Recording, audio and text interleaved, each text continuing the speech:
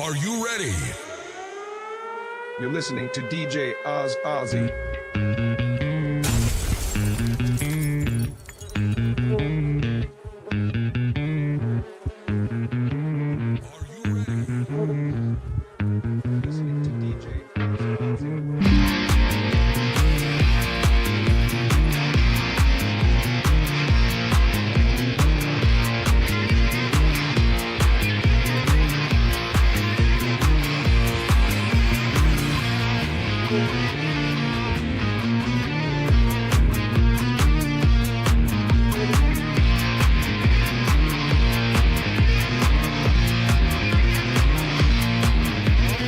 Would you believe me when I tell you, you are the queen of my heart?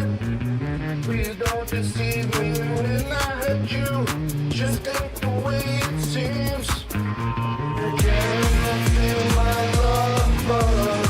Can you feel my love, buzz? Can you feel my love, buzz? Can you feel my love?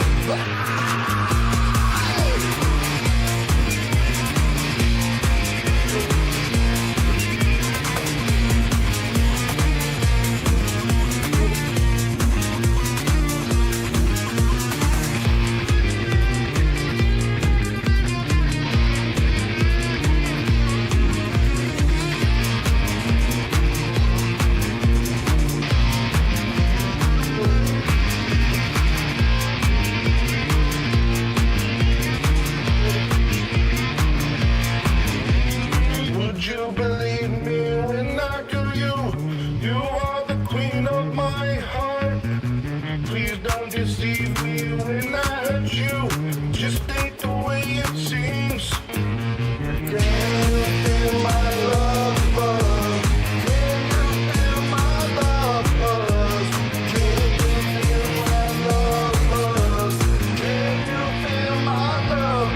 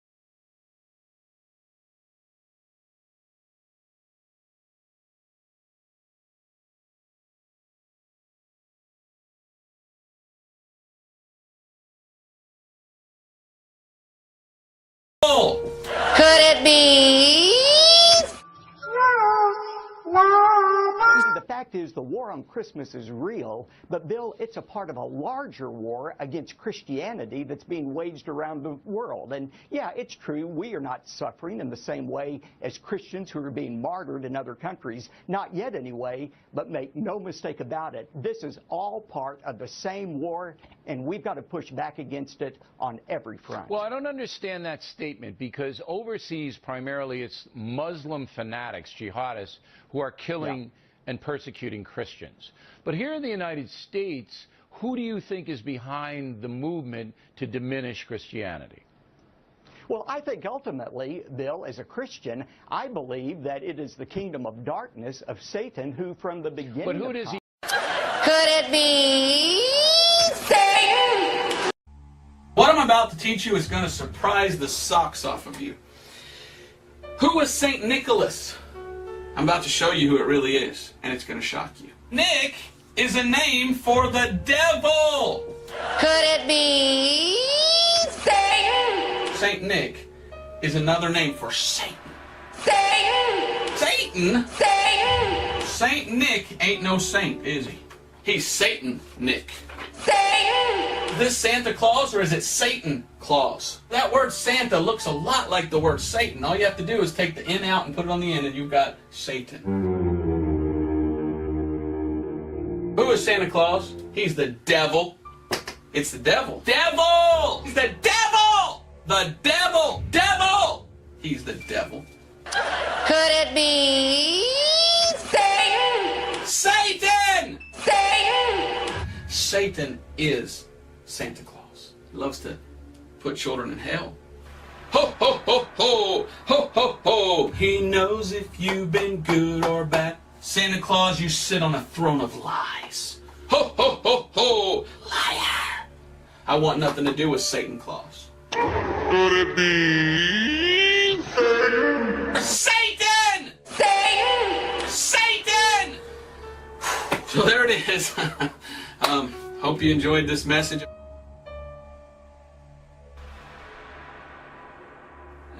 Yes!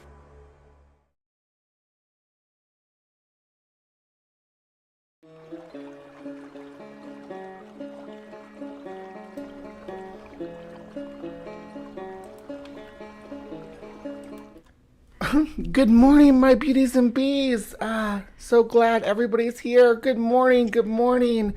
It is 8:40, and that's my time here in Mountain Time in the U.S. and 8:40 a.m. on Saturday, November 30th. We are live from the Hive with our first episode, official episode of the holiday season, because Thursday was Thanksgiving, so we are now in the thick of it.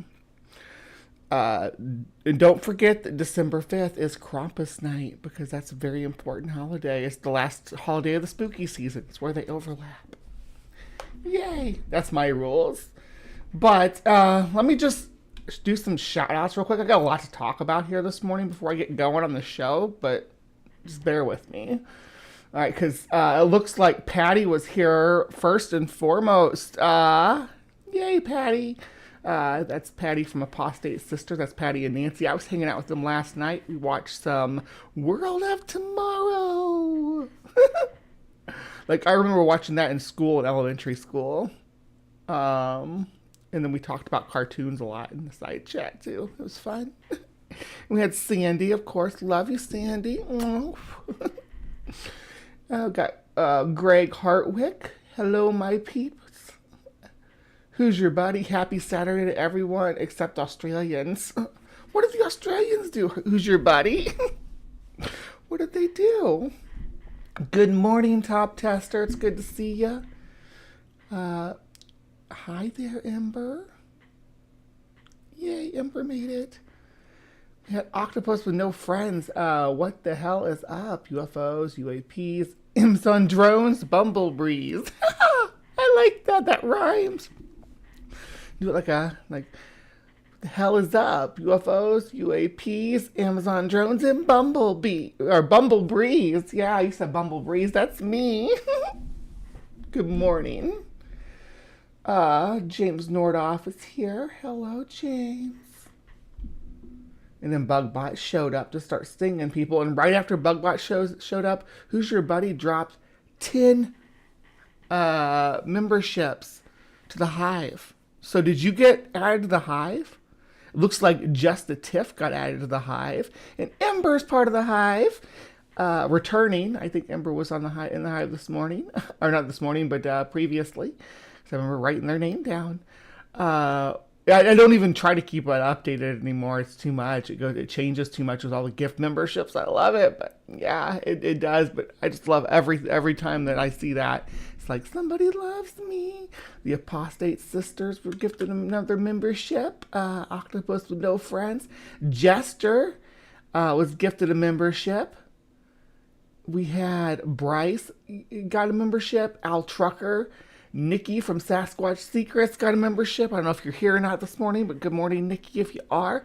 Blaster, same to you if you're here. Got a membership. Really nice. I really appreciate that. Top Tester. I got a vape today, and it has a timer showing how long the hit was.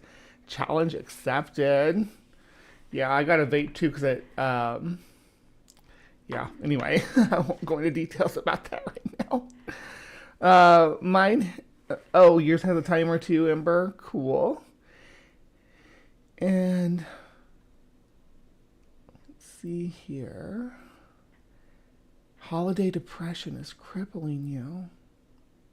I'm so sorry to hear that, John. I don't get it down. It went away. I was starting to get it when I was up in Illinois, but now that I'm down here in the Southwest, it's seasonal depression really doesn't. We had like one rainy day since I've been here, and I've been here 3 weeks. It's probably rained about half that time back home, rained or snowed. So we do have some overcast days though. Oh, somebody's dropping love. I see the little hearts popping up. Love you, love you. Spooky Bad Hair says, "Hello, comrades." It's all the losses. Yeah. I'm the cure for holiday depression, Native Atheist. You're so sweet. Thank you. Everything is the devil to you, Mama. Well, this is my braless day. Oh, you know what? That's my alarm clock still set to tell me when to get up to make sure I don't miss live from the Hive. And I just let my nature's alarm clock wake me up now because it's balanced itself back out. Didn't take long. Oh, Ember. Everybody loves Ember. And if you don't believe me, look at every time you post a selfie in the Transpositions Discord server selfie. You have to be a member to be able to post there. But Ember posts all the hotness right there in Discord. Do I see Dr. Ben? Dr. Ben, my neighbor across the hall? Average of 300 days of sunshine. Yes, and we see it. It was actually had some overcast yesterday, and Dr. Ben and BB were taking advantage of it because it was almost like a perfect time to be out there in the hot tub. It's right now. It's still too hot during the day to enjoy the hot tub. At night you can really enjoy it. That's the way I feel about it anyway. Because it's Sunday in Australia because of that's what Australia. Who's your buddy? Thank you. And I hope you like your candy shop stuff. If you know, you know. All right, a couple of things I got to cover before we get started because holy crap, I've been going with all the intros and holiday stuff. I've been going 16 minutes now, and I'm well into Cryptic Corner time. But I haven't started covering stuff because the live chat's keeping me so busy. So right now, cutting myself off the live chat and all the affirmation and love that you guys give me to address the topics of the show. So first things first, we did miss another episode of the Transpositions this week, and I'm so distraught about it. I was on Calamity Kitchen though earlier in the day, where I was the kitchen fairy helping everybody. Yeah, that's on Twitch if you want to check that out. That's Dr. Ben's baby, the master producer, and he made these amazing drinks and was very professional. I am the mean shot time where I was tripping over stuff in the background and dancing and opening cans. So yeah, if you're into that sort of thing, come back to Calamity Kitchen because I'm sure I will return to the show. But then sampling all the drinks because I had to sample them. They were delicious. Oh my god, they're so delicious. We should get a full menu up. But yeah, I got too tipsy to produce the transpositions. So I'm just honest with myself. I was like, you went over the edge. So I told Steph, I'm like, if you think you can handle the show. And then Ember didn't have anything recorded, so they were like, I can stay longer because I don't have to work, but I don't have anything. And then Carly said, oh, I'm taking the week off. So it's like, okay. So if Ember and Steph were like, you know what, let's take a holiday, and we did. We all took a holiday. So I hope that's okay with everybody. Maya is here. Good morning. A high of 37. What's the high here today? Let me look. Because I'm pretty sure. Right now it's actually pretty chill out. It's 46, but 46 in the desert. I could actually go outside in this tank top and it wouldn't be bad. I wouldn't feel cold. But the high today is 63. But it's supposed to be a little cloudy too. Gonna run some lemon pershing vitamin D. Anybody need anything while I'm out? I need coffee because I've been drinking milk because my coffee ran out. Drinking milk this morning. Yeah. Anyway, so who else do we have? Did I have somebody else pop in that I didn't see? I think I said hi to Spooky. You feel cold? I feel cold in my bones sometimes. Usually when that bitter wind blows, but they don't get that cold, bitter wind. It's bad down here. It's just the wind's just a little chilly. Okay, there will be an intro here, and I'm gonna go to Cryptic Corner because we got like the silliest Cryptic Corner that I've ever done, but this one is especially for Ben. So here we go. I'll see you guys over there.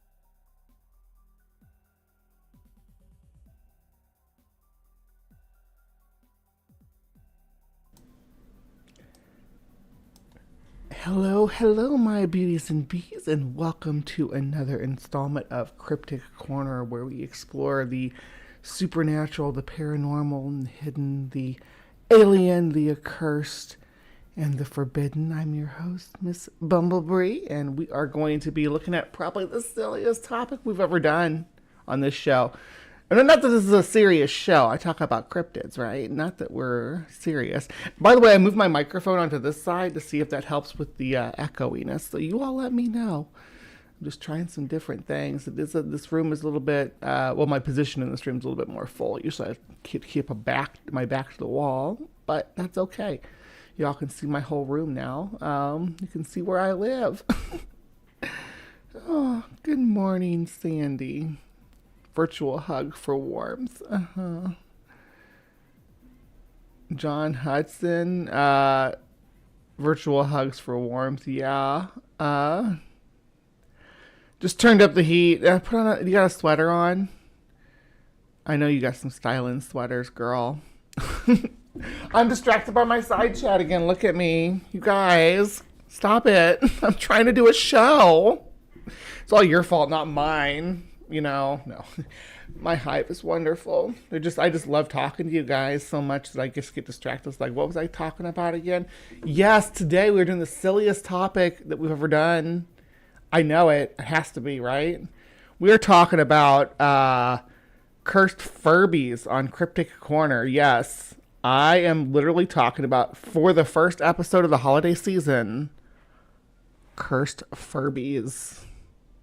Cursed Furbies. So, there's a lot of different folklore and legends around Furbies. We're really not going to get through them all. Some of them are actually, more plausible and realistic, and some of them are like super out there. A lot of people say that their Furby did this and their Furby did that, and there's some weird ones. Let's get silly, AR says. Yes, I need some silly in my life. Things have been too freaking serious for the last month. November has been too freaking serious. I've been hiding out in the pool all the time this time. Making content elsewhere if you want to go see that. But, yeah. I don't know if I have links. I do have a Spider-Gwen link tree I could drop. If anybody's interested. I'll drop that later on in this show, maybe. Or add it to bug bots. Yes. Anyway, distracted again. Distracted by my own nonsense this time. It wasn't anybody's fault. Cryptic Creeper, thank you. Yes, you are a Cryptic Creeper. Have you seen those Furbies that people modify? There's like 6 foot long. I live in a house with one. Ben, if you're still here, Greg, we have a long Furby. Almost wish I had borrowed Greg to put around my shoulders like a boa while I did this show. But, oh my gosh, Greg. Yes, we have a long Furby that lives with us. His name is Greg. And he's fantastic.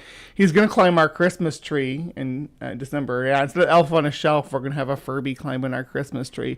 It's going to be wild. So what are people saying about Furbies and what they do? Like, what do Furbies allegedly, what crimes do Furbies commit that people are so horrified about? I don't know. Maybe maybe it's like a Child's Play thing where they're like cursed in the toy shop or something, but like the new Child's Play. Let's hear what these Just the Nobodies guy says about it. This is really short. It's just going to give you the first rundown of one of these theories. So, if you ever see a Furby in a random spot, you should never pick it up. Like the toy Furby? Yeah, so there's a legend that you should never pick up an abandoned Furby because one day, 2 kids found a Furby in the woods outside their grandparents' house, and it was super dirty and super beat up, so they decided to take it home and clean it. But after cleaning it, they noticed it had red eyes, which was super unusual, so they decided to put batteries in it, and once they put batteries in it, it started speaking like how a Furby does. Like, you don't really know what it's saying. Right, it always used to make some kind of weird sound. Yeah, but right after this, it then started to speak English, and it was only repeating the phrase, "Put me back." What? Yeah, then the grandma came into the room and asked them where they got the Furby, and when she found out it was from the woods, she took it and ran it back out into the woods, and she told the kids that if you ever see a Furby in a random spot, you should never pick it up. Like the toy Furby? Yeah, so there's a legend that you should never pick up an abandoned Furby because... Alright, yeah, and then it loops like that. But yes, Furbies, not furries. Ooh, cursed furries. Haunted furry. I don't know if you could do haunted furries. I guess that'd be like a demonic possession sort of thing. I don't know. Yes, but it's furries. We talk more about furries on the transpositions than any trans network should have to, but it's because they use furry arguments against trans people. It's kind of silly. They're like, oh, well, if you accept the transes, you have to accept that the furries are actually animals or something stupid like that. It's like, no, they're cartoon animals. They're cartoon animals. Get it right. In the same way that a clown is actually a clown, or a mime is a mime, or a drag queen is a queen. It's the same concept with furries. It's a costume and character they're playing. Get over yourself, weirdos. I guess they may be talking about like Therian people, which we haven't talked about here, but I was actually when I was into the more into the occult stuff, I was kind of into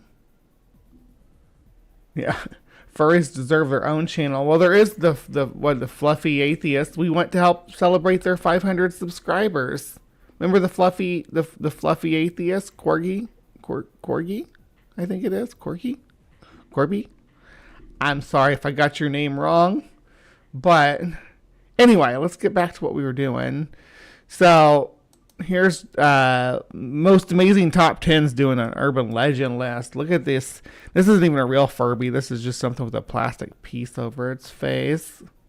Are there Furby furries? That sounds like a quest for Google that I dare not do live.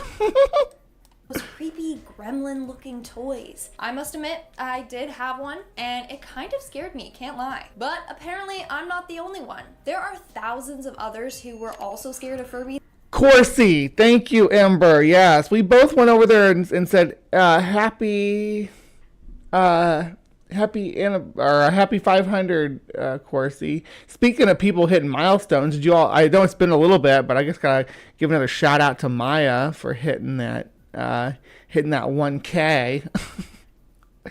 Woot woot. Yeah. It's been a few weeks ago, but my whole life's been in kind of a whirlwind, and it's just now starting to get more chill. This one's missing a lash. I feel it, girl. The wind picks up, and my lash goes flying, and then I have to decide whether. Well, the first thing I automatically do is pull off my other lash, because the last thing I want to do is look like this Furby.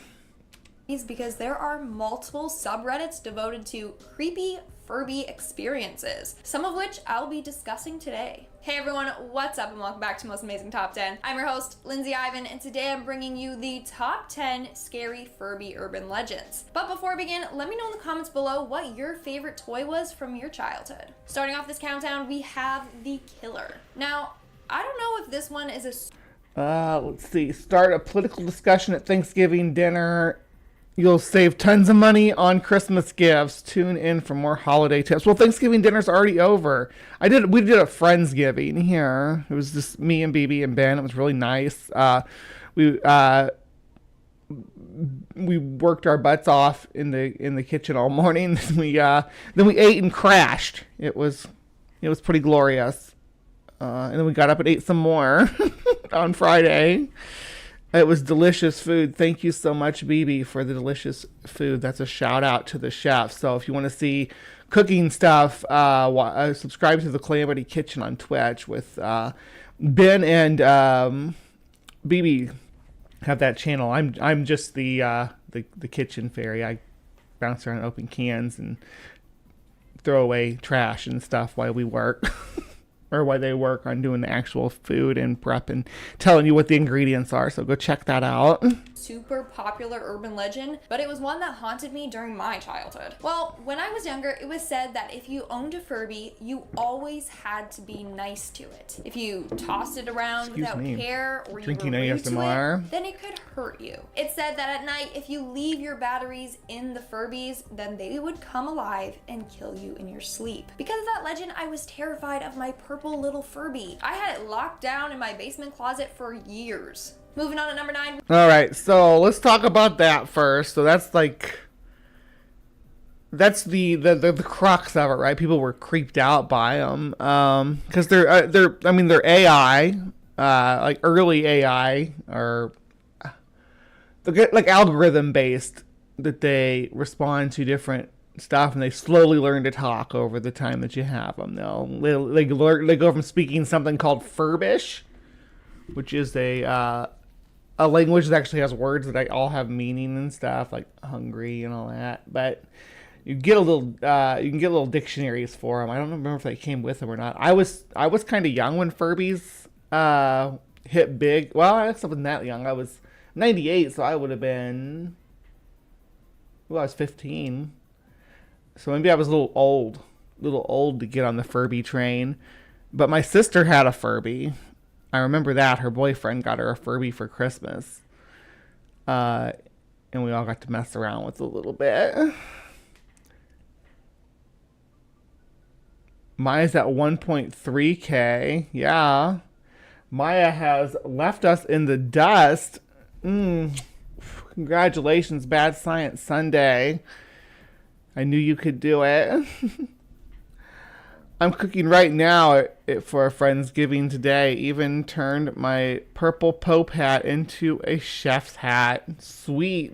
We have the batteryless Furby. So this legend states that Furbies are so powerful that they can operate for days without their batteries. Yeah.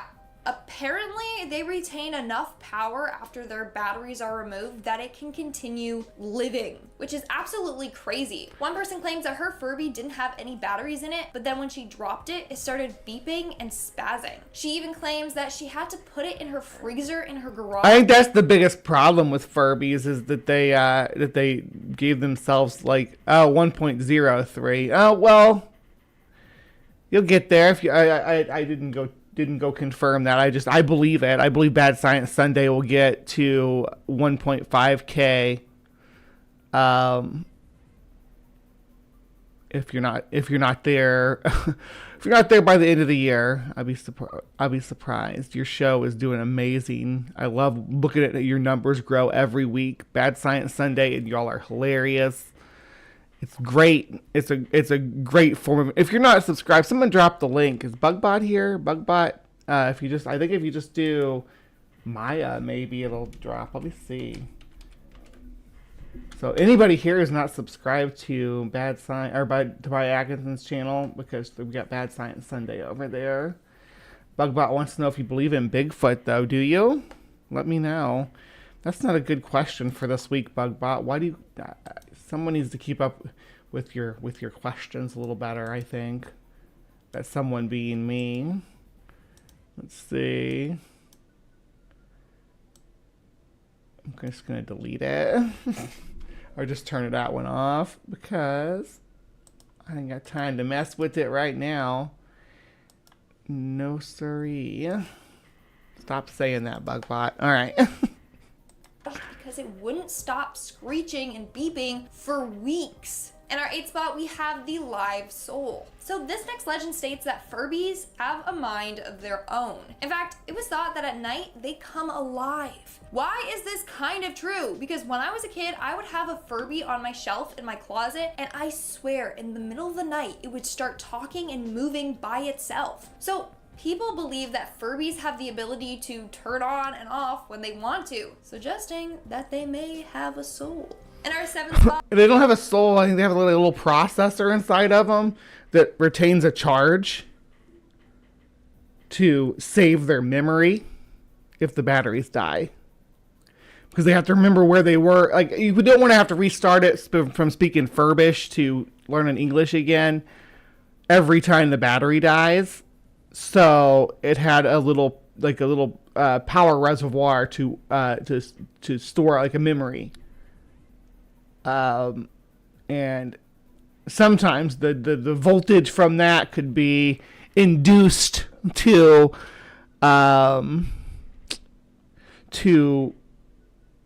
cause the Furby to have a reaction. Light, and it has a light sensor on its forehead. You see, like on the Furbies when they show a picture of them, they have a little triangle sort of shaped light sensor on their forehead. So people put them in closets or something like that, and they'd be quiet for years. But one day they open the closet when the sun's coming through the window just the right way to hit that sensor, and all of a sudden their Furby's blinking and talking after years or months or whatever in the closet. We have the Scream. Legend goes that there were a bunch of Furbies that people thought were possessed or something. Multiple people claim that when their Furby's batteries were on the verge of dying, the Furby would start to scream. It would scream as if they were getting tortured or murdered, which is pretty scary considering that the batteries were dying, so it kind of seemed like they were dying as well. And while people who suggest souls are real at all are, well, I wouldn't say stupid, but gullible, I don't know. They don't have as much credulity as I do, because I've seen no evidence for a soul existing in any way, shape, or form, whether in a human or in a Furby. And actually, Ghost in the Machines is kind of a popular, at this time, right around the turn of the century, Ghost in the Machines was kind of a popular theme. Like you had, you had The Matrix, and there were a few different movies and shows and stuff that dealt with like supernatural linking with the advent of the internet, because it was like a weird time for the internet. It's like, where's this going to go? Are we going to be like living in virtual reality and like Ready Player One style? We didn't know. But all these little advances like Furbies, that was the future of toys until it wasn't. Yeah, I mean, we never can quite tell what's actually going to take hold. We at the time we figured everybody was gonna have like virtual robot pets and stuff in the future. Like by now that we'd all have different pet robots and stuff like that. Now there are some cool robots, like the Boston Dynamics is doing amazing things with robotics, and you can get those robotic dogs. There's actually somebody who built a robotic Furby dog. We might have to take a peek at that.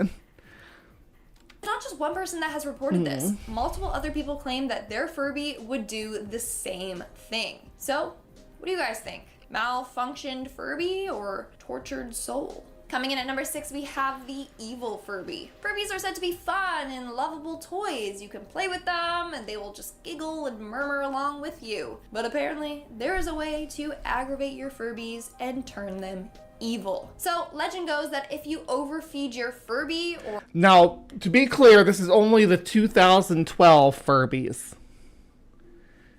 You can overfeed them and cause them to have like a panic attack.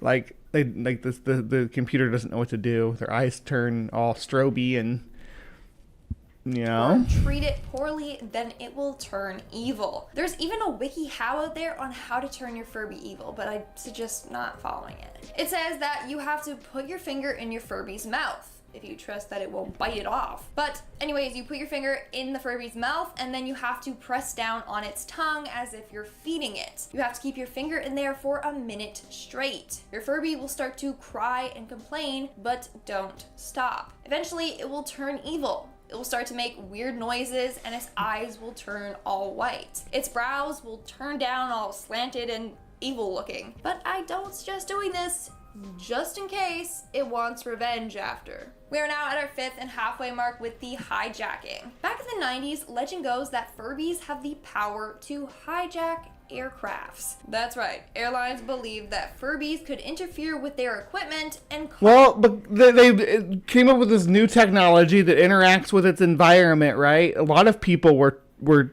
freaked out by it. Schools, hospitals, the NSA, I think you couldn't have them in different like federal buildings and state buildings and stuff like that because they're considered basically like a recording device. Like you couldn't take a Furby to court with you because they'd be like, oh, you can't record the court proceedings. Cause a plane to crash. So travelers were told not to use their laptops, CD players, or Furbies on board. In fact, for a while, the pre-takeoff announcement was turn off your laptops, Game Boys, other electronic devices, and don't play with your Furbies. Yeah, I've had stuff like that happen too, Captive Desk Dave. Good morning, Hail Bigfoot. My son had a wrestling action figure that talked in the middle of the night. Took me several nights to figure out what it was. It landed in the toy chest just right to press its button. Yeah, we've had that happen before. It spooked the kids out, and it's like, oh, it's just... Ours was like, I think it was a light sensor thing. Let's see. Yeah, some of us think that in the future everyone will own robots. Some of us think that Toy Story is a documentary, where the toys have souls. The game Mother makes it clear how demon possessed Furbies truly are. There was I guess they made a horror movie about like a horror comedy about Furbies. I remember watching videos about some chap that turned a bunch of Furbies into musical instruments. I've seen the one where there's all kinds of cursed Furbies. This bitch put her real face on this video. So Furbies could do a 9/11. Yes, Furbies could do could join the Taliban. Like, could you imagine death by a Furby? Like, every time they laugh or roll their eyes, the plane would just dip down. Man, those things may be more powerful than we thought. Coming in at number 4, we have the sabotage. So not only was it thought that Furbies could cause plane crashes, but it was also thought that they could mess with medical equipment in hospitals. I guess I could have waited. Furbies were actually banned in some wards of hospitals in Scotland because legend goes that the toy's electromagnetic waves could mess with medical devices. So this toy could be very deadly if used in a hospital. Imagine. Did that ever pan out though? Did anybody ever actually have problems with any of the equipment or like a pacemaker or anything? I had a Pee Wee Herman doll that talked. You pull this string and it talked. And it had a giant toothbrush too. Y'all want some side boob? Check that out. I am braless and flawless this morning because I just didn't have it in me. And it's one of my jammies. A doctor undergoing a very precise procedure and then Furby just starts messing with the medical equipment, that would be terrifying. Death by Furby. In our Furby killed Grandpa. Like, half the people who I know who had a Furby, their Furby's name was Coco. Was every Furby named Coco? What's up with that? Like, everybody's like, oh, my Furby's name was Coco. It's like, of course it was. Third spot, we have the real fur. So this next urban legend was that Furbies were made out of real cat or dog fur. I mean, I don't know about your Furby's fur, but mine felt really acrylic. But people even created a fake Humane Society press release saying that Furby's fur samples tested positive for feline. I kind of want to do, oh my gosh, this is so evil. Okay, you guys know how I'm into taxidermy?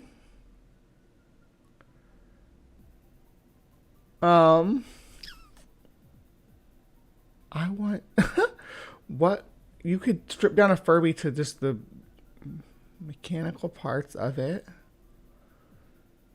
and you could put it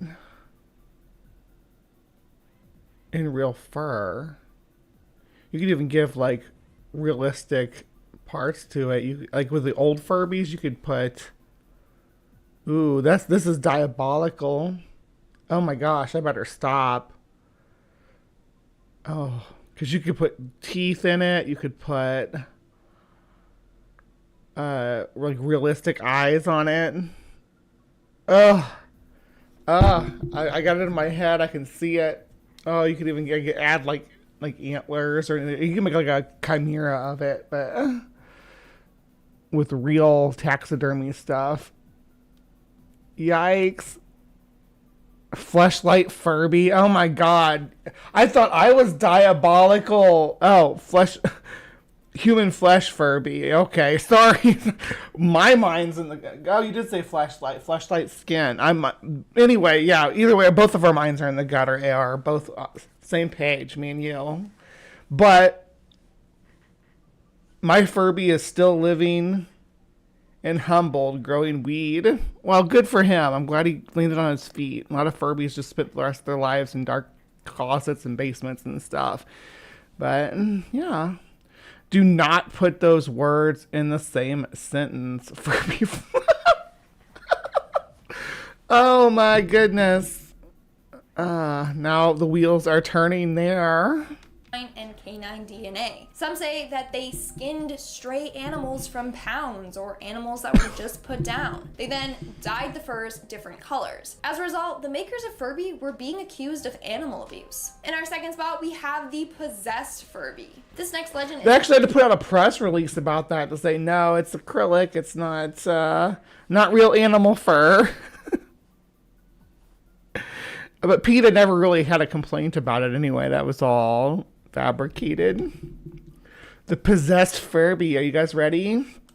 It's about a boy who got a Furby boy. for Christmas that was possessed by an evil Japanese spirit. So back in December of 1998, a 5-year-old boy received a bootleg Furby as a gift. Since it wasn't an authentic Furby, he named it Furbo. Now, he loved Furbo, but apparently Furbo started to develop an attitude problem. His voice got deeper, he would keep his eyes open and stare even when he was sleeping, and sometimes his eyes... That sounds like a mechanical issue, though. I mean, I'm going to give her a chance to explain what she's going to say next, but right now, just the eyes staying open when they're supposed to close, there's little gear things inside there that can get really... they got tiny, tiny teeth. They're little white gears, about as big around as a end of a pin, really tiny, that turn those eyes so that they can go up and down when it responds to certain stimulus, usually that light sensor on the forehead.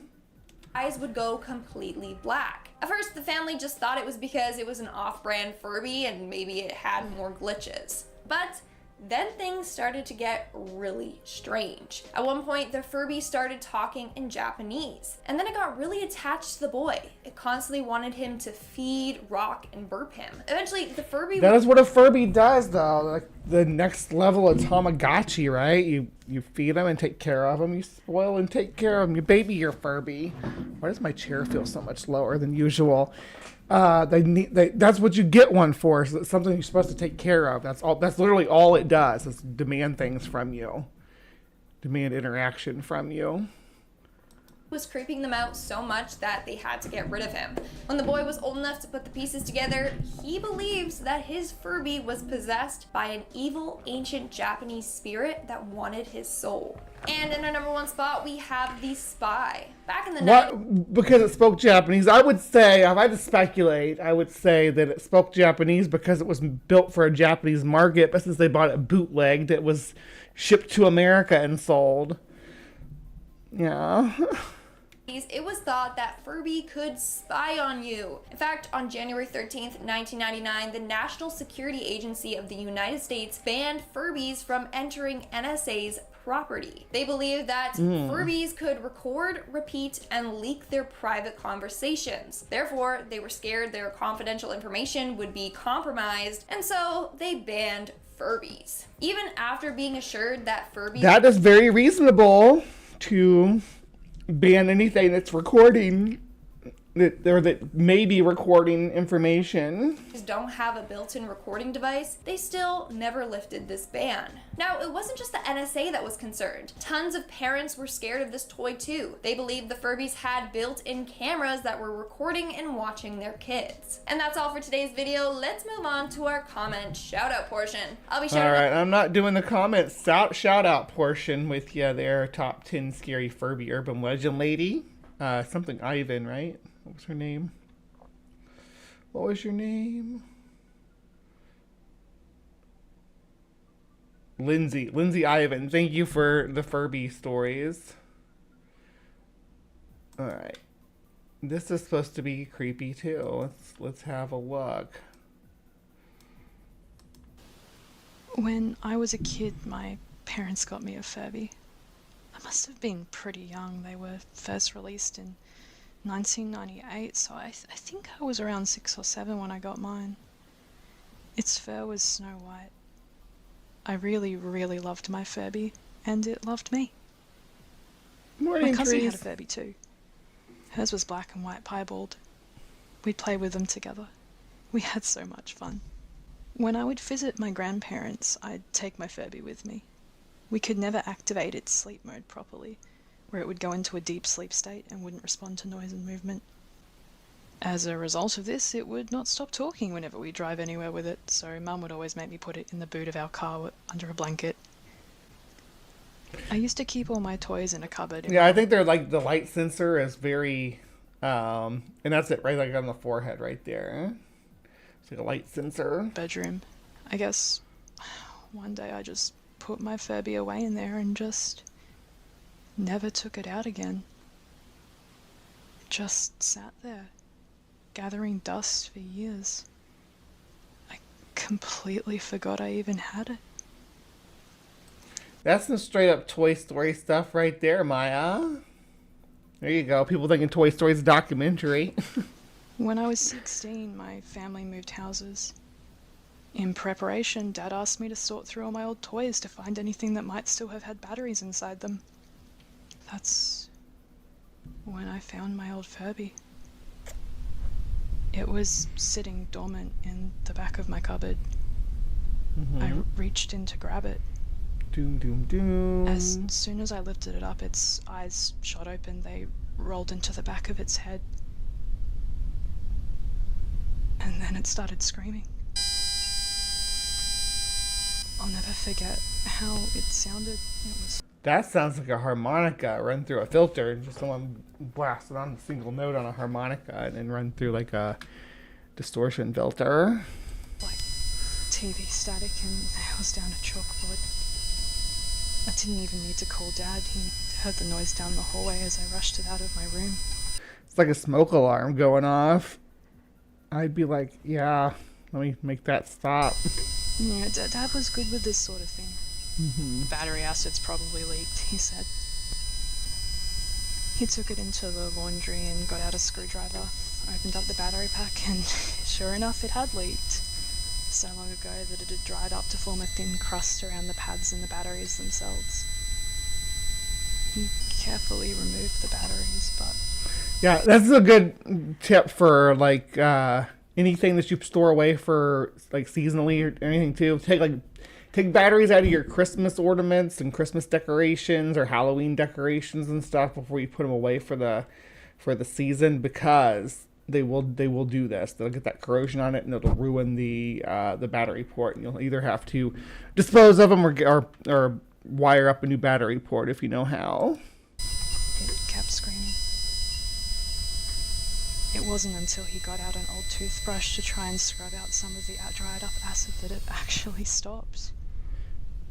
And it's because they have that memory bank storage power reserve inside that's supposed to help them remember where they were in their development, so that they don't have to start over every time you reset it. Wasn't phased at all, but Dad was a calm, serious bloke, you know. We decided it would be best to just chuck the thing away, as the battery pack was too damaged to reasonably give it away to a charity store. Usually I kept my door open at night. Is this Greg's origin story? Mum preferred it that way because if I accidentally bumped the lock in, it couldn't be opened from the other side. I felt more restless than usual. I decided to lock my door in case it might help.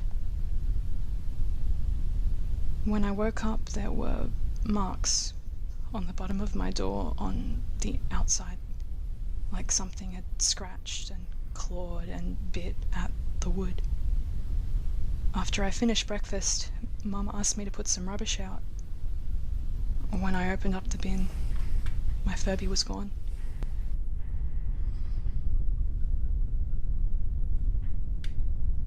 I mean, yeah, that's awesome. I'll just pretend that Greg is that same Furby, and someone took him and experimented on him, and then somehow he ended up in Dr. Ben's laboratory. How very haunting. All right, now we have Stephanie Strange, my haunted experience. My haunted Furby experience, a true paranormal story. Hello everybody, my name is Stephanie Strange and I talk about the paranormal, strange, pop culture. I'm also a psychic medium and I do paranormal investigations. So if you like that stuff, make sure to subscribe to me and hit that bell for all notifications so you can get... I used to do paranormal investigations too, Stephanie. We should vibe. Yeah. all of my spooky story times and any spooky things to fulfill your spooky cravings. Now, with that being said, today I'm going to be talking about a scary Furby story. So if you like that stuff, and if you remember owning a Furby and you had a scary experience, then you're in for a treat. Now, the lovable Furbies of the 90s were such a fad. I was too poor to afford one. I know. But, you know, it makes sense. My parents were immigrants. They were working so hard. We lived in an apartment with 7 other adults. it was tough living in LA, and imagine being an immigrant and not finding a job that could, you know, pay you enough to live. So I totally understand, and I don't. Aw, I sort of feel bad for you, Stephanie. Growing up as an immigrant and trying to start a life in the U.S. is rough. There was no hard feelings there, because after reading some of these scary stories, I'm like, I guess I might have dodged a bullet. All right, so let's get on with today's spooky tale. Sarah had always been. I was like, why'd the volume suddenly drop? It was like her with her music in the background while she was telling that story. In the supernatural.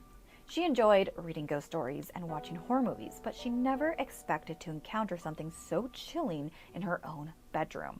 It all started when Sarah's family went on vacation and they decided to buy her a Furby as a toy gift. What a treat! An expensive toy for her for the year, she thought.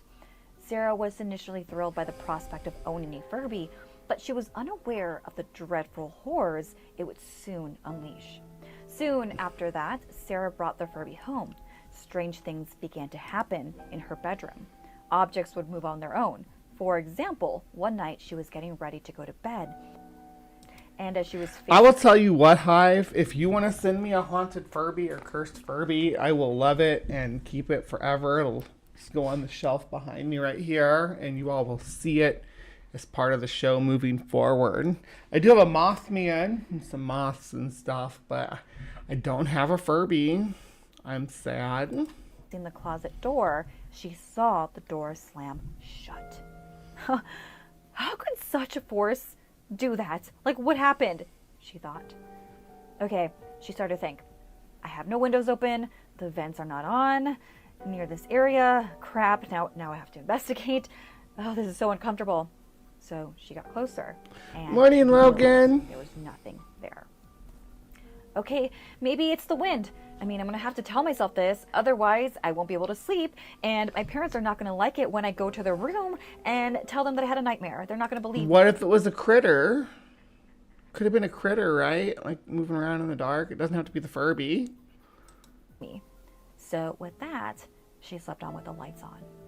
Now, at around 3 a.m., she heard strange whispering noises. And at first, she couldn't make out what she was hearing. And so she was thinking, what the heck? What is that? She looked over and felt the whispers come from the Furby. With that, she panicked. Oh God, no, I'm not dealing with this. She ran out of the room and slept with her parents that night. The next day, Sarah disregarded all of this incident as her imagination. But as days turned into weeks... But the critter could also activate a Furby too. Let's not forget about that. I'm just saying, my daughter was stashing snacks in her room when we lived in this old farmhouse, right? And the mice were getting in and going up there into her secret stash and making noises in her closet. That happens. You live in a farmhouse, but it was spooking her out. And once we figured out what it was fine. But she thought her toys were alive or whatever. I don't know, but she noticed that the room's temperature seemed to drop and that the Furby's eyes would start to glow red when no one was near it.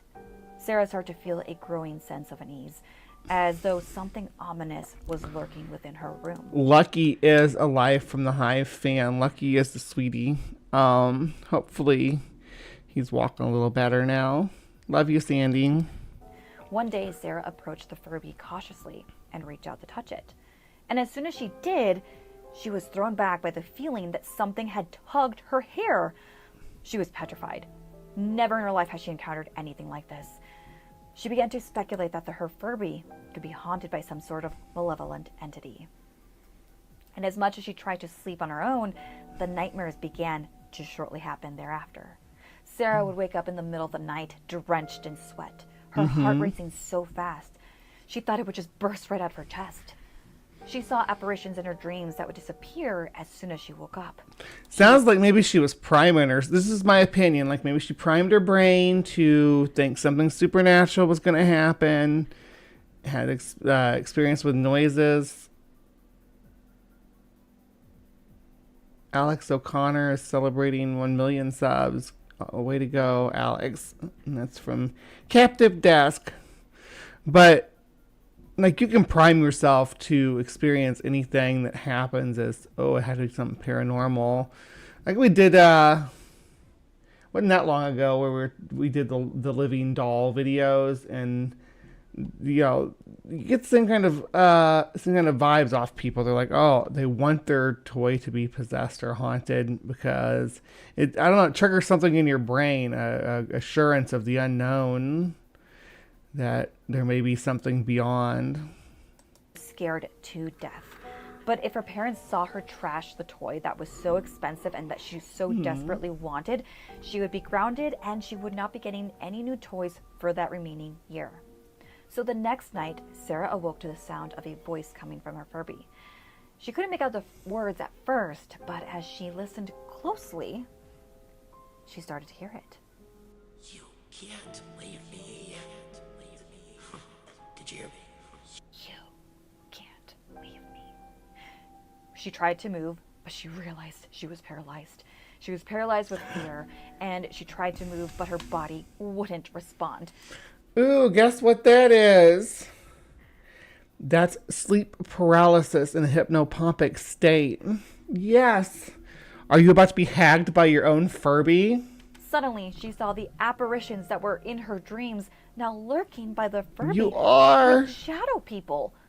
And of course, she couldn't move, so she just gave up and closed her eyes. Sarah woke up the next morning feeling shooken up, which rightfully so, who wouldn't?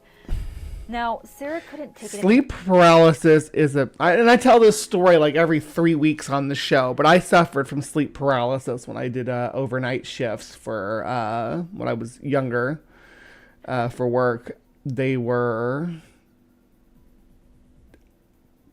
quite an experience. You know, you wake up, are you really awake? But it's hard to say. You're like, because your brain's still dreaming, but your eyes and sensory perception's awake. And your brain's still trying to build images from your dream state, so it tries to build images over what's going on around you, and it's freaky, and it'll have consistency because, you know, you wake up in your dark bedroom, unable to move. You're going to start getting creeped out, and then your brain's going to start building weird images. And mine was the hag, which is a common one. It's just like a little creature that comes and sits on you or leans on your chest. It just stood by my bedside and leaned on my chest. But that's what sleep paralysis is all about. I'm sorry if you've heard that story a million times. I know I tell it all the time, but it keeps coming up whenever I cover these alleged supernatural occurrences. She decided to go to a psychic medium to ask for advice. When she consulted with a specialist, she was told that the Furby was housing a spirit of a That was from the Rob Zombie Halloween movie, that clip was. Still was. Circumstances. She had taken the liking to the Furby and felt that if she was close to the Furby, she would also become close to Sarah. Now, Sarah learned that the only way to deal with the situation was try to set boundaries and tell the spirit to leave the Furby alone. But despite these attempts, it didn't work. So with that, she put a because spirits aren't real.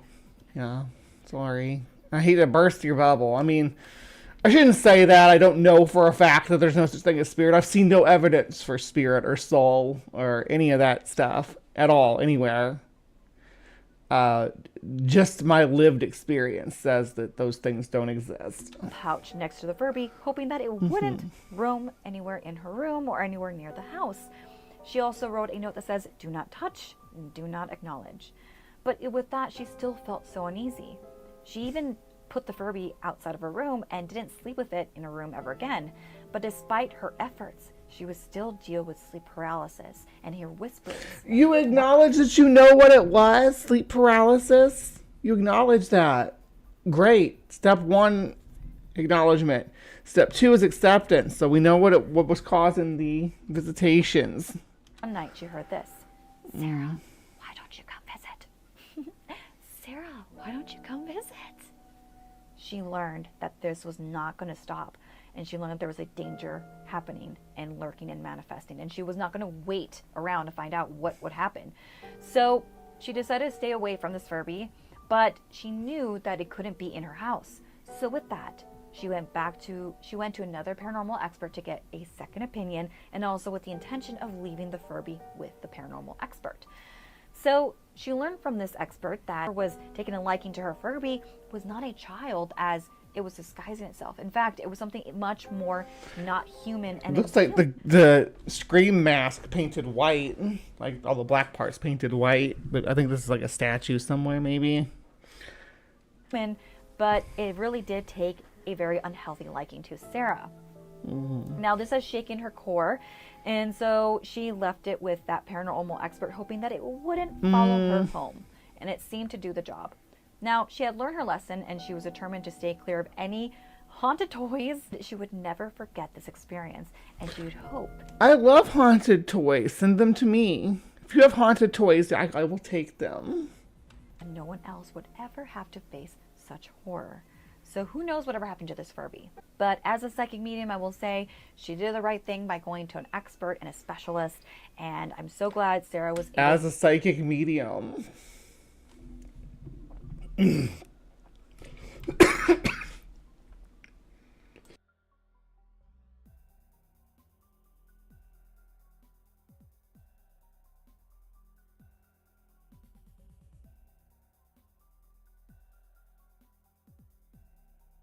Frog in my throat when someone claims to be a psychic medium. It's one thing for other people to be like, oh, you seem to have like a empathic gift or whatever, but it's another thing for a person to say, oh, I have secret powers that you don't have, and I'm going to tell you how things are if you pay me. To get some peace, because that is a very scary thing, and I don't think people talk enough about PTSD and hauntings. It's definitely a real thing. Now I have my haunted doll here named Johnny. I've talked to Johnny, and Johnny and I have really great relationship. It's very mutual and respectful, and he might have said begin. That's funny, he said begin. I don't think we got that on camera, but that is so fascinating. He never haunts my dreams. He never does anything awful like that. Now he does interact with. Are you talking about the Mickey Mouse? You didn't name him Mickey? You named him Johnny? I guess that's the ghost attached to the Mickey Mouse. Okay. My equipment. The first night I had him, I did see him visit me in my dreams, but it was never scary. So yeah, that's all I have to say. If you guys have any questions regarding haunted toys, or if you've had any scary experiences with Furbies, let me know down below. Oh yeah, we've done 2 episodes shopping for haunted dolls on eBay. Absolutely. I actually looked on eBay to see if I could find any haunted Furbies for sale, and there weren't any. No haunted Furbies for Bree. You have to send me a real one, like one from your attic. And until next time, you guys, stay strange. I don't need to be told that. I can stay strange without. Alright, where were we now? Okay, so we just did. Alright, just like mostly we got shorter stuff now.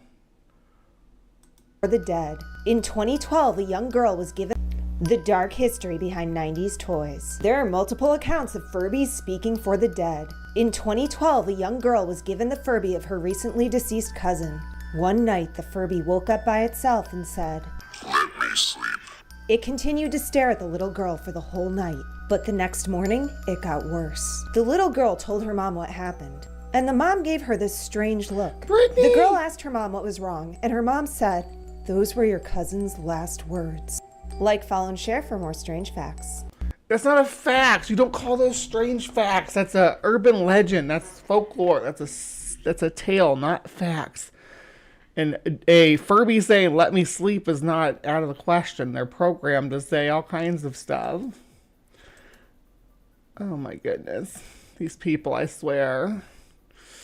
What do we got here? Okay, we got a possessed demonic Furby that's real, guys. Let's do it.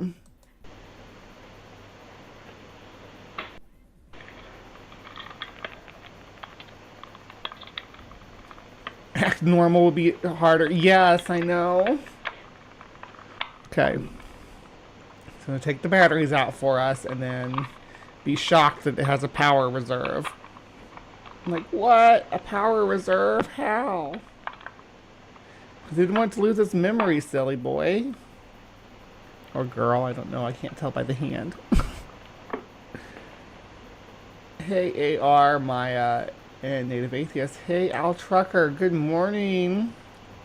We're doing haunted Furbies this morning. Or haunted, possessed, and cursed Furbies. They're all over the place. We're just going to call this episode Dark Furby. Yeah. You better do something, Furby. What was that? Don't tell me that was supposed to be natural.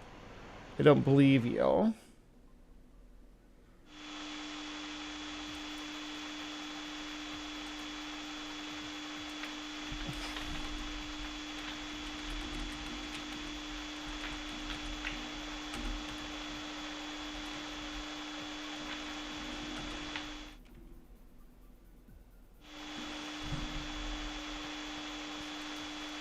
Do something, Furby.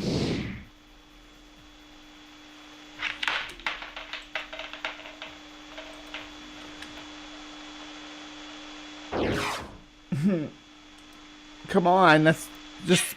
There we go. It's got the low battery voice.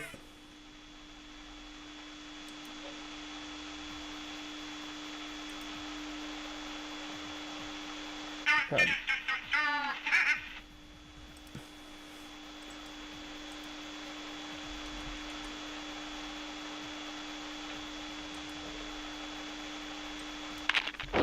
Do it. I was hoping it was going to do something creepier.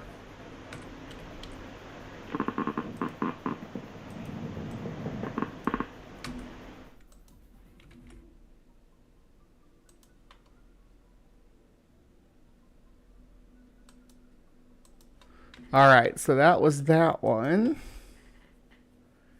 And then the last one we have is not in English, so we'll have to read a little bit. But this is the Greek Orthodox priest saying Furbies are the Antichrist. It's crazy. Προσέξτε τι θα σας πω τώρα και τι θα δείτε. Αυτή η εταιρεία η οποία εκμεταλλεύεται τα παιδιά όλου του κόσμου, τα παιδάκια, τα μικρά τα παιδάκια, εφεύρε ένα αρκουδάκι με μάτια, με χείλη και που μιλά. Του μιλάς και σου απαντά. Gives him answers. Ερωτά. It asks questions and it talks. Can't have that. And when it went on sale in America, the people who govern the nation saw it and said, this product should be withdrawn and destroyed because it's destroying the nation.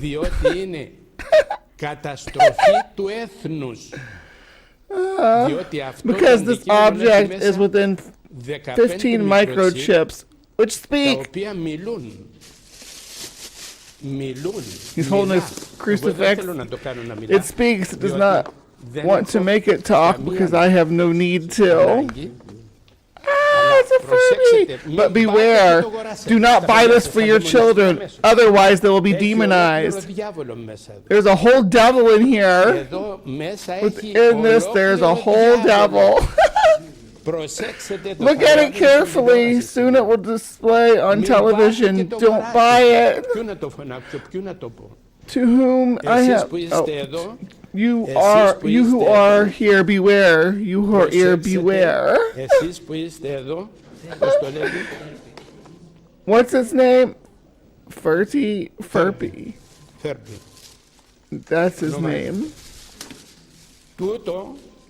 This, if you touch it, it will talk. Oh no. Not a toy that talks. And beware, there's a whole hell inside this thing. When stupid parents see it speak, they will say, I'll buy it for my children. And then the children will be demonized. Those children will be demonized. Please watch it carefully. One whole devil inside there. αυτό το Stay away δαιμόνιο. from this demon, this νέο new δαιμόνιο. kind of demon. Ως τώρα So far, 40 εκατομμύρια been produced 40 million of this and gave them worldwide. Και προπάντων οι Έλληνες And now, οι οποίοι especially είναι the Greeks who are fools, ανόητοι they will Έλληνες, go and buy it θα for πάνε, θα their τρέξουν kids. να πάνε να τα πιάσουν, να το πάρουν τώρα αυτό για τα παιδάκια τους. Μην τυχόν και τους στερήσουν. They should not deprive anything from their children, huh? Για να τα έχουν να To ασχολούνται have και something αυτό to το play, μιλάτε, and then, ξέρετε and this will speak to them. Do you know what comes out? Βγάζει Bangs come out of this. Bangs. Ooh, όπως I είναι see ο bangs. δαίμονας. Like the devil, it Βγάζει can compose phrases. Είναι And there is πορνεία also fornication Και σου λέει, inside, έλα and να it says, πάμε come λίγο here and do this and that. Ask for food and Προσέξτε, stuff. μιλά του Pay το πράγμα. attention, this thing can talk. Εγώ δεν θέλω να το ακούσω. I don't want δεν to το hear it. άκουσα I heard it once. θέλω I να το don't want to hear it again. Αλλά ούτε And και you should εσύ not να hear το it ακούσεις. too. Μιλεί, It speaks, ακούει listens, and repeats what και you ό,τι say. ακούσει το λέγει. Και σας παρακαλώ πολύ, And please look at it and let other people know. πέστε το και στον κόσμο, όσοι δεν το ξέρουν, να το γνωρίσουν. Σε λίγες μέρες θα αρχίσουν να το παρουσιάζουν στις τηλεοράσεις. Τούτο το πήραμε ευτυχώς, τώρα έχει μόνο 3 καταστήματα στην Αθήνα. So far, fortunately, this is only. We'll see how many people bought this Satan, this whole demon of hell. Προσέξτε το πολύ. Έτσι, παιδάκι μου. Be careful. Ως εδώ σταματώ. That's all I have to say, and it was enough. Φτάνει τα λόγια που σας είπα. Φτάνει ότι ο Χριστός από τους ουρανούς για να Christ μας σώσει. came down from the sky to save us Είναι from this ο Antichrist. Αντίχριστος. From Furby. Μπήκε μέσα σε αυτό το Antichrist is into this demon and this thing that whoever touched his children will be demonized. Enough with it. Take care. God bless you. Και προσέξτε πολύ, εγώ κάνω το καθήκον μου.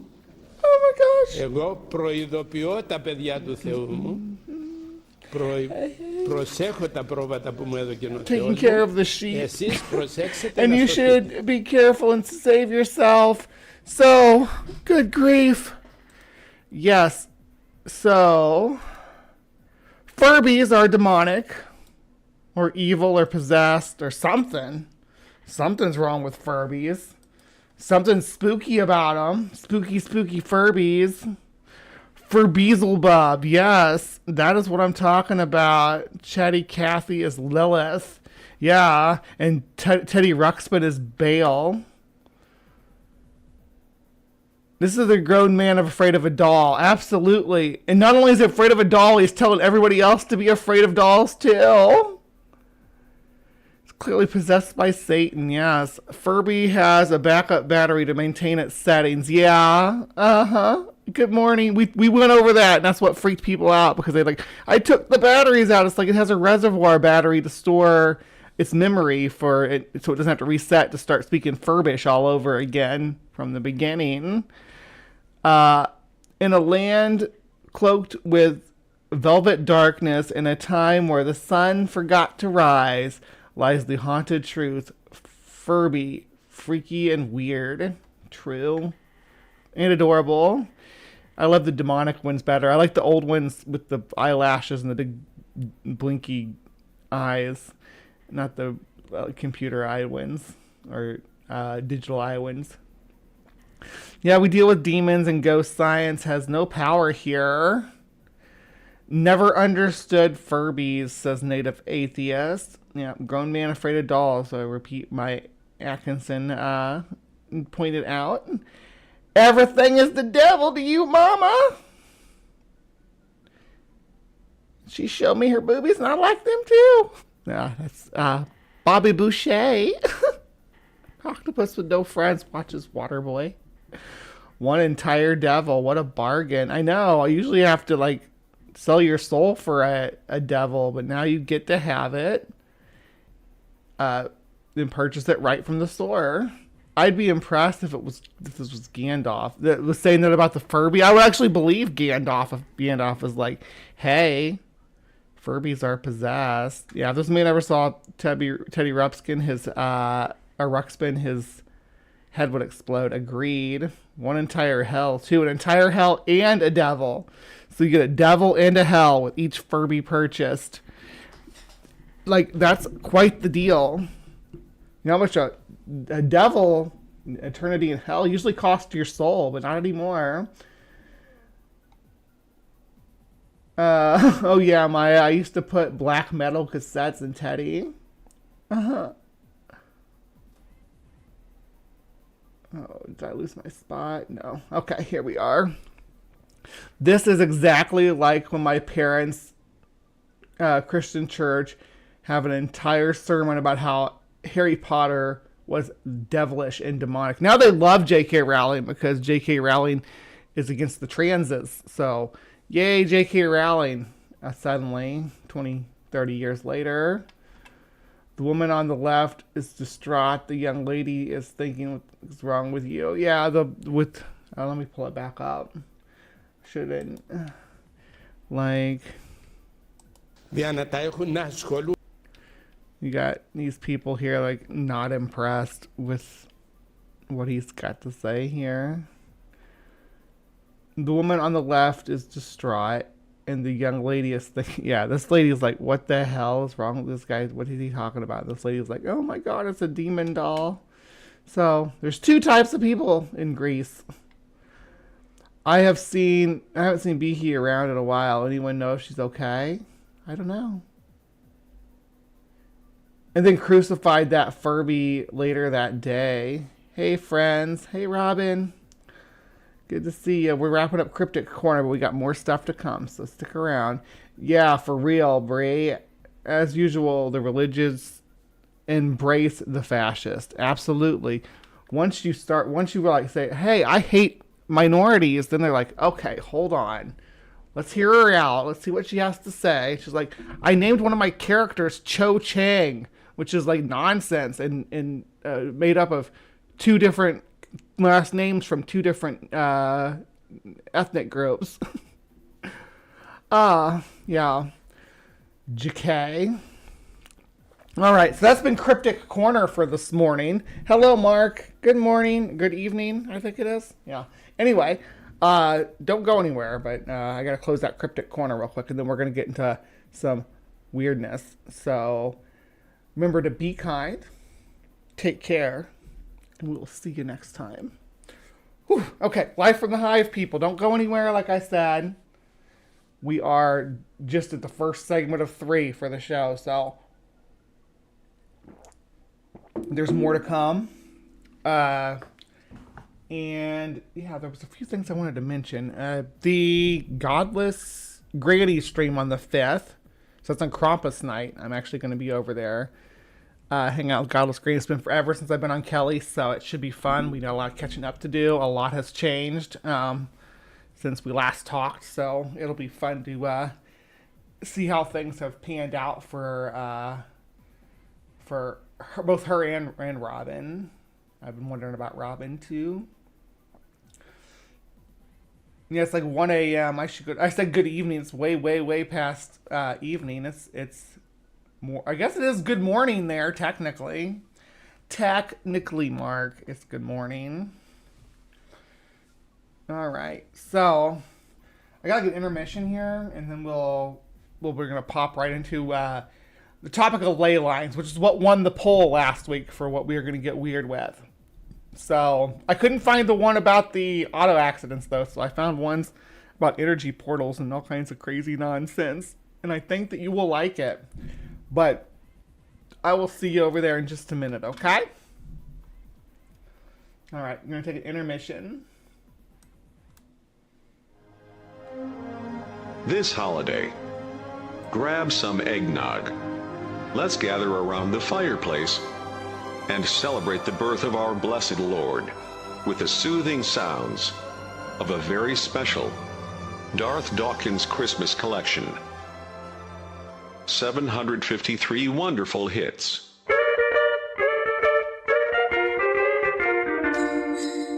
Here we go. Shut the fuck up. You're totally clueless, so stop with the shtick. Don't ever talk me, you're being rude. I'm old enough to be your fucking father, dude. Shut the fuck up. All your favorites are here, in one spectacular collection. You come into my room and mute me. Restore my mic, you fucking troll. Doobie's a fucking asshole I can't tolerate anymore. I've had to quit this server 4 fucking times before. Digitally remastered and expertly rendered in high-quality audio. Never before has such a splendid compilation been put together. So the problem with homosexuals is that God made male for females. The Bible is very clear. Don't be queer, don't be queer, don't be queer. Thank you.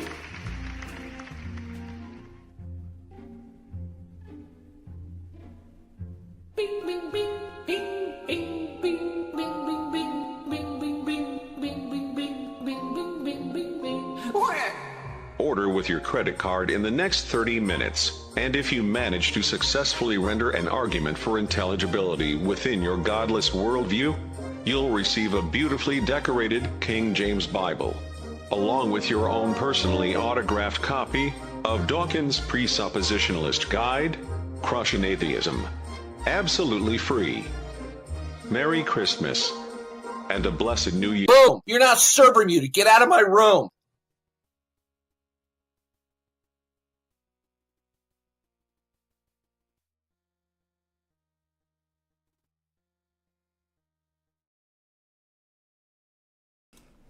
Hello, hello, my beauties and bees. Who is ready to get weird with it today? Yes. The proudest idiot. Yes, we just listened to Darth Dawkins singing Christmas songs. Happy holidays. It'll probably be well past the holidays when this releases on Weird Wednesday, but I digress. This isn't a holiday themed episode anyway. Excuse me. Still got a frog in my throat. Had a little coughing fit earlier. I think he tried to change his name to Duncan Atheist. Yeah. He really did.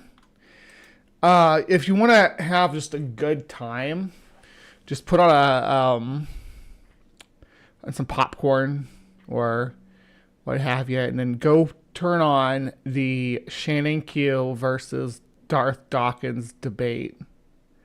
It is a thing of freaking beauty. It is absolutely glorious. Just take my word for it and check it out. You will not regret watching it. Shannon is a freaking queen, and she smacks down. She does it so politely and so analytically. It's kind of endearing. But she created an enemy for life that day, because the Darth and his sycophants, they they really hate Shannon, and they call her duck lips and all kinds of nonsense like that.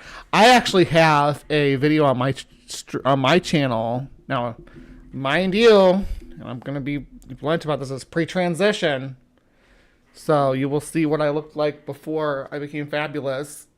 And you think all she did was make fun of him for an hour? Okay, I mean, that's fair if you have different thoughts on it. Yeah, I think she came in last minute on that one. But it's hard to take Darth seriously sometimes. He's like Mr. Batman. Though I do take Darth a little more serious than I take Mr. Batman. Mr. Batman's insane. And cruel. I guess well, they're both cruel, but Mr. Batman is like sugary sweet with his cruelness. Yeah, which makes it hard to take him seriously.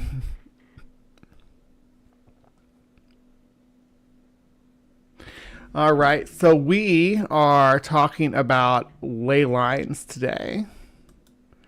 Now, I did a poll last week to see who wanted what, and I think the options were the ley lines or the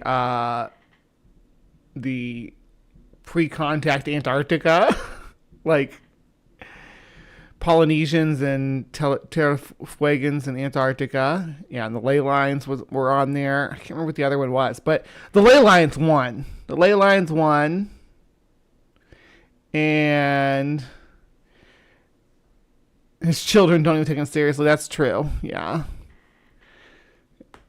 And anyway, the first video we're going to watch here just kind of break down like about what ley lines are and about the woo attached to them and all that. So we'll start there and kind of work our way back, okay? So that's not what I wanted to do. Is that the wrong one? Properties, there we go. And there we are. Okay, here we go. And we're going to be talking ley lines. So first and foremost, let's get laid.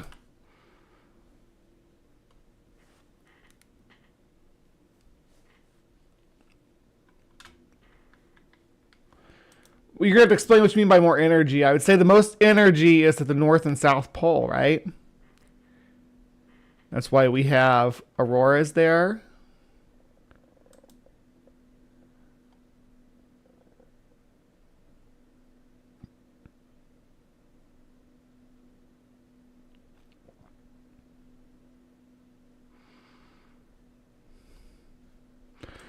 Oh my gosh. Al, are you on bench W? Are you on the bench W? Be honest with me. Oh my gosh. You can get anything you want at Alice's restaurant.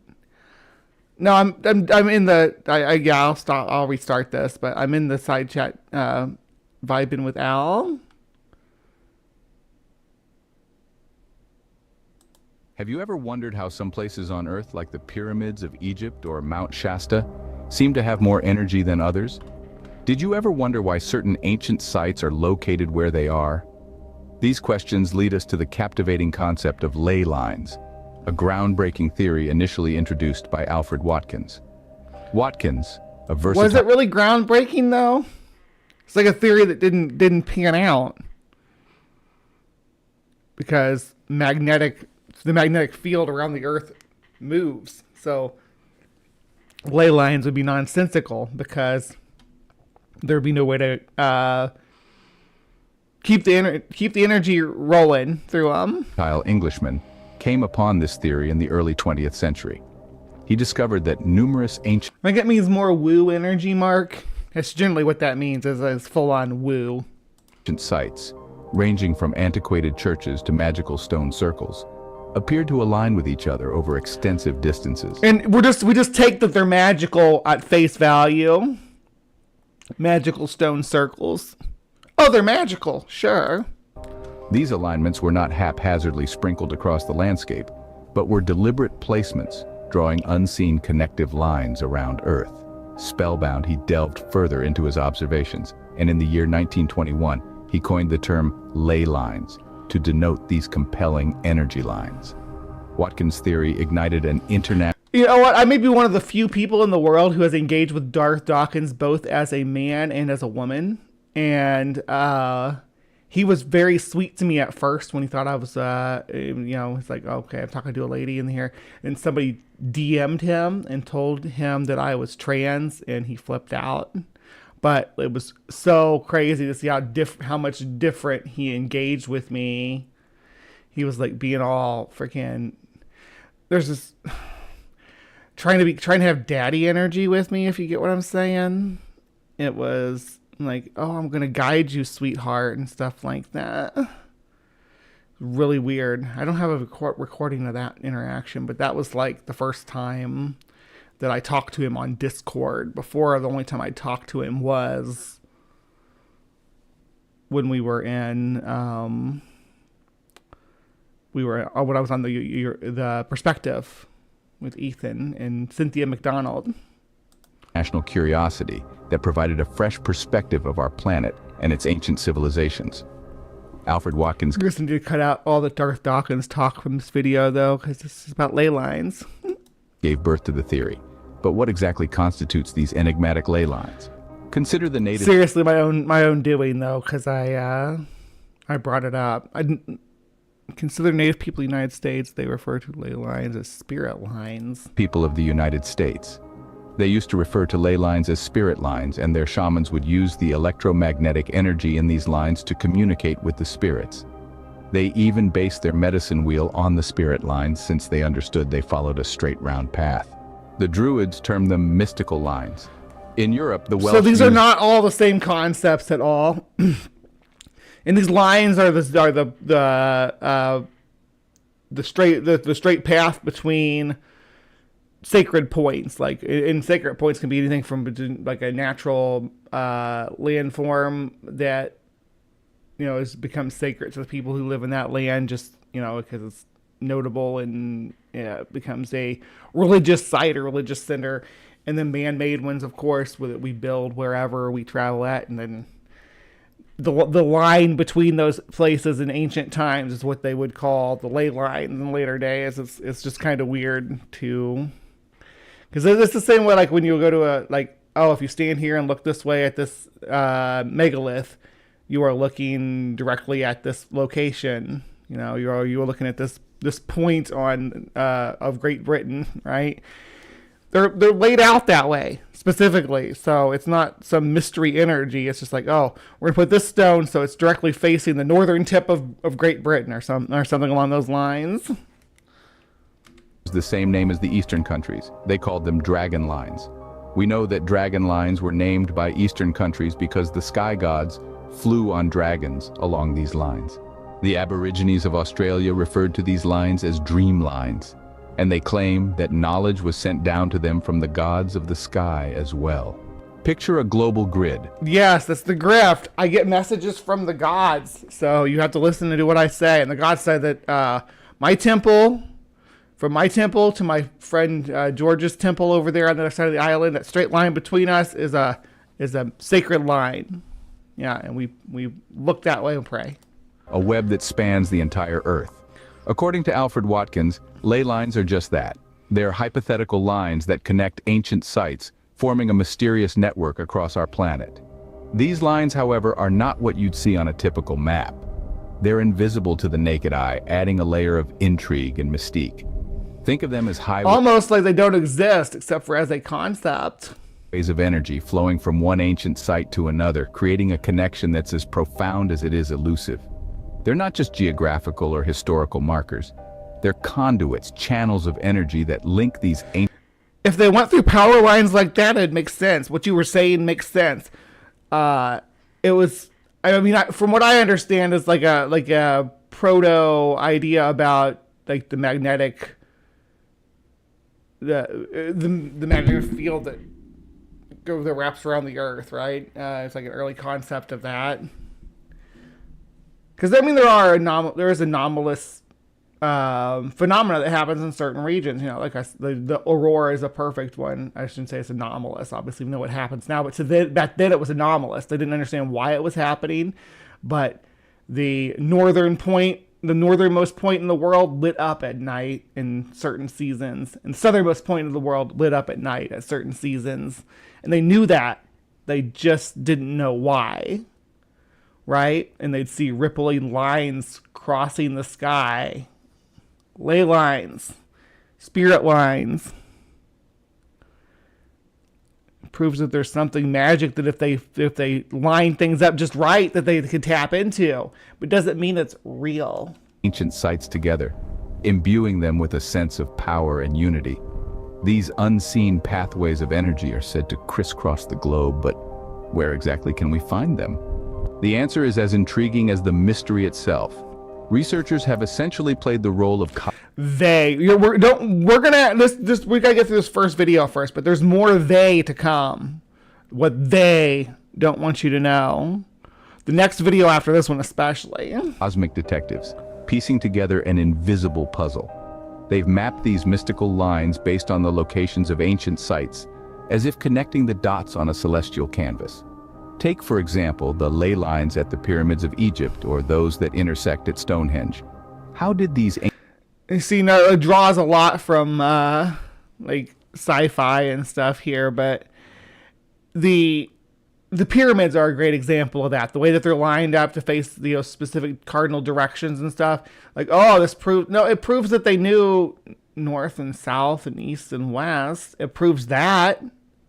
Does it prove they were tapped into some sacred invisible grid? Ancient people know of their existence. Were they really in communication with the gods? It's a question that has puzzled historians and researchers alike. Some propose that these ancient civilizations were just more in tune with the Earth's energies, while others suggest they had a sophisticated understanding of geometry and astronomy. These ancient sites are no random placements. They tap into the ley line's power. But what do they do exactly? Well, that's a question we'll delve into as we continue our exploration of these fascinating, invisible threads that weave our world together. So we've tracked these ley lines across the globe. The first thing we'll mention is that they don't exist. That's where we'll start out, and we'll work our way out from there. But what's the point? What do? Get ready to explore the practical application of ley lines in the architecture of ancient civilizations. Many believed that the ancient Egyptians were in tune with these invisible energy highways and applied this knowledge in their architectural marvels. Imagine the Great Pyramid of Giza, an astonishing feat of ancient engineering, positioned... Why not just show the Great Pyramid of Giza in all its true glory instead of this artistic rendering of a futuristic alien pyramid? Giza's beautiful. Show Giza. Precisely along these lines to conduct energy. Now, travel... But Giza's what? That's made of quartz, right? Or quartz sandstone, I should say.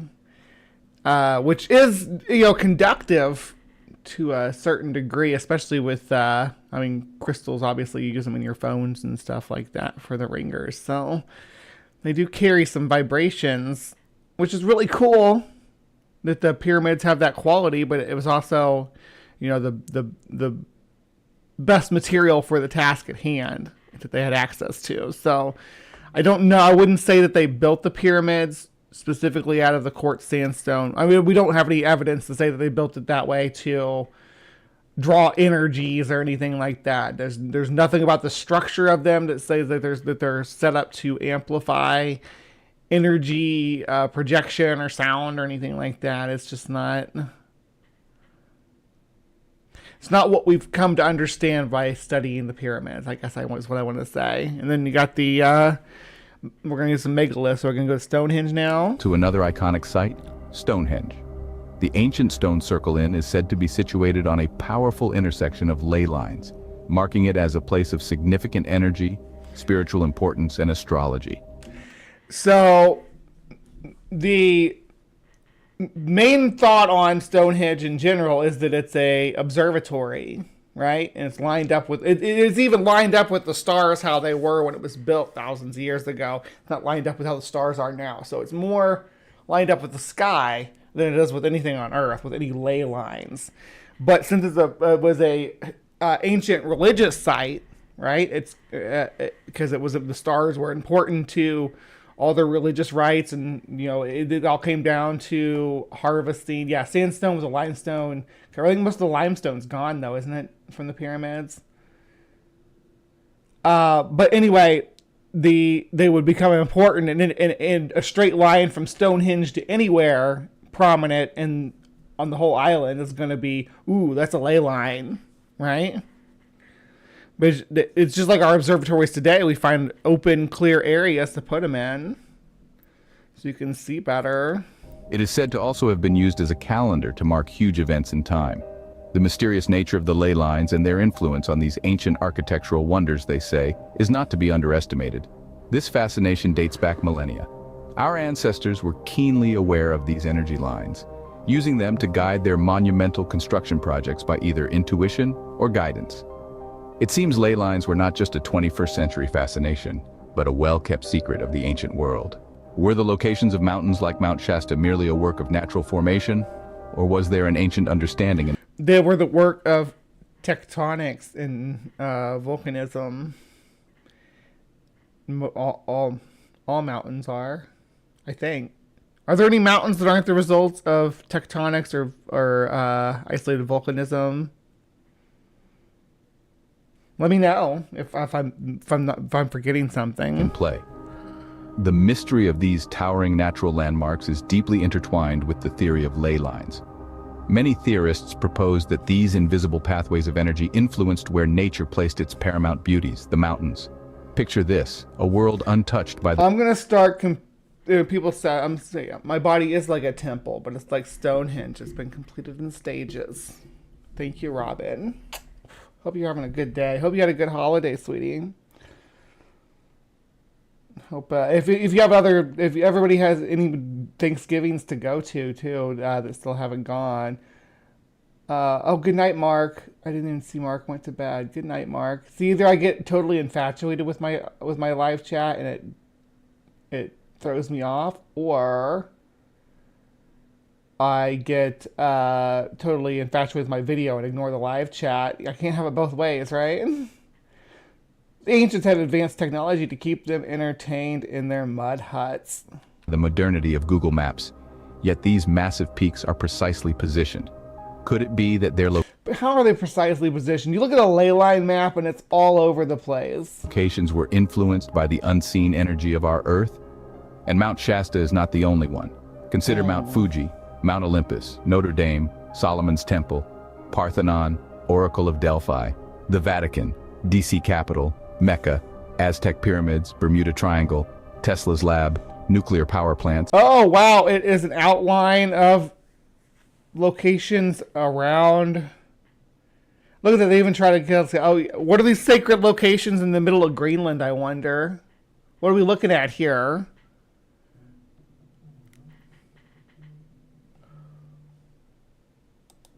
Military bases and stadiums, all on ley lines using Earth's energy like giant batteries.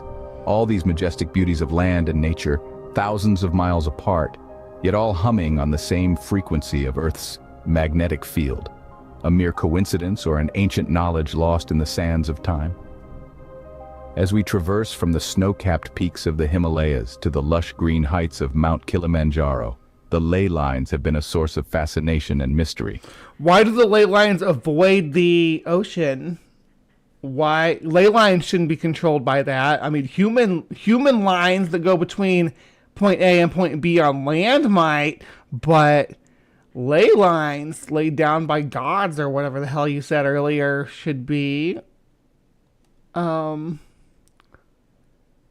they should be able to traverse rivers and mountains and open ocean, even the expanses of the Pacific, because you got sacred locations down there. What about Easter Island and stuff like that? Who knows what other secrets the positioning of these mountains along these lines hold?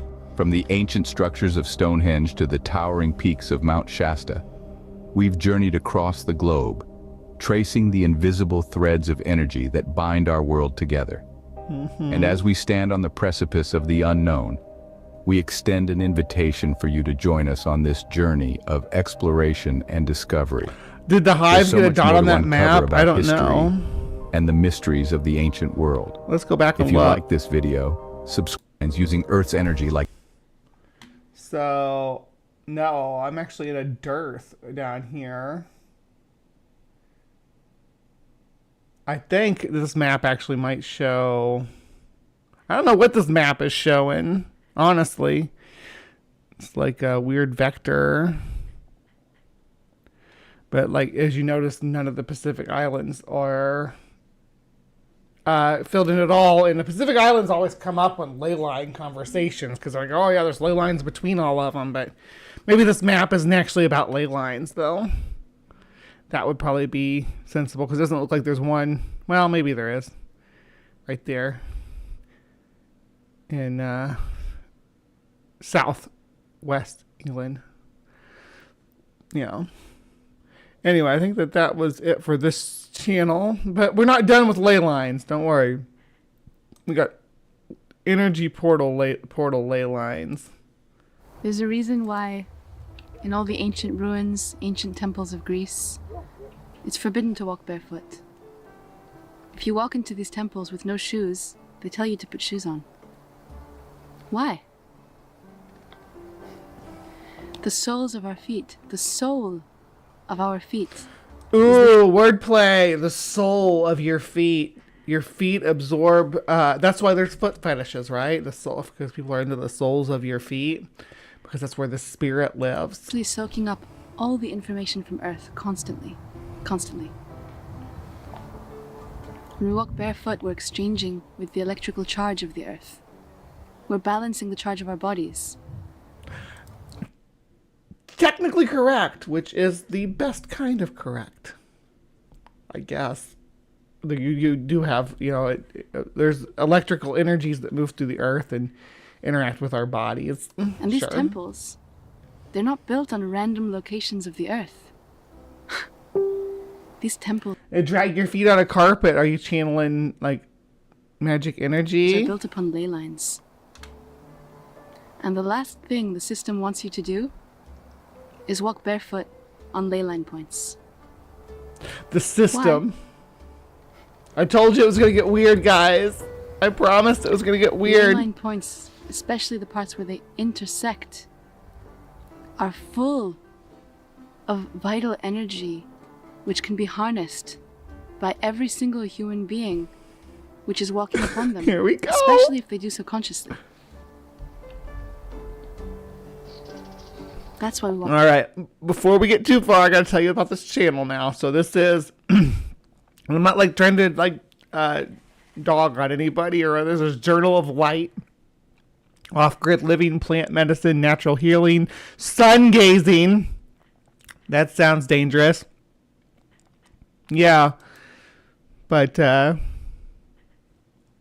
she's gonna tell us why. Walk barefoot. Walking barefoot is not just why you need to walk barefoot. Apparently, hippie thing.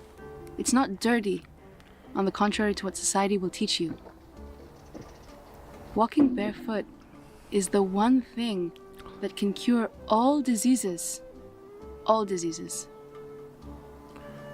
Just by walking barefoot, you can boost your immunity so high that you become immune to any virus. Any virus, y'all. You can heal any disease by just walking barefoot. Who knew? Any disease, any seasonal flu. And if humans knew this, people would be lining up outside trash cans to throw their shoes away. Oh, goodness. These rubber soles of the shoes are actually blocking that electrical charge. And that's not by accident either. Who do you think thought of that? Someone who wanted to be able to move across vast distances of land at high speed without worrying about tearing their feet up. So I'm going to say, just speculating here, that it was soldiers. Soldiers probably innovated rubber soles on your shoes. A matter of fact, I'm pretty sure the use of rubber, that the hunters and warriors would dip their feet in melted rubber to make a coating over them, so when they move through the rainforest, that they don't cut their feet all up. No shoes, no... Yeah, that's why COVID took hold, because we were all wearing shoes. Silly people. Wants us to be in connection with the earth, or someone who doesn't want us to? And why don't they want us to? Just some food for thought. When you walk barefoot for just 5 minutes, just sit like I'm sitting here. Barefoot.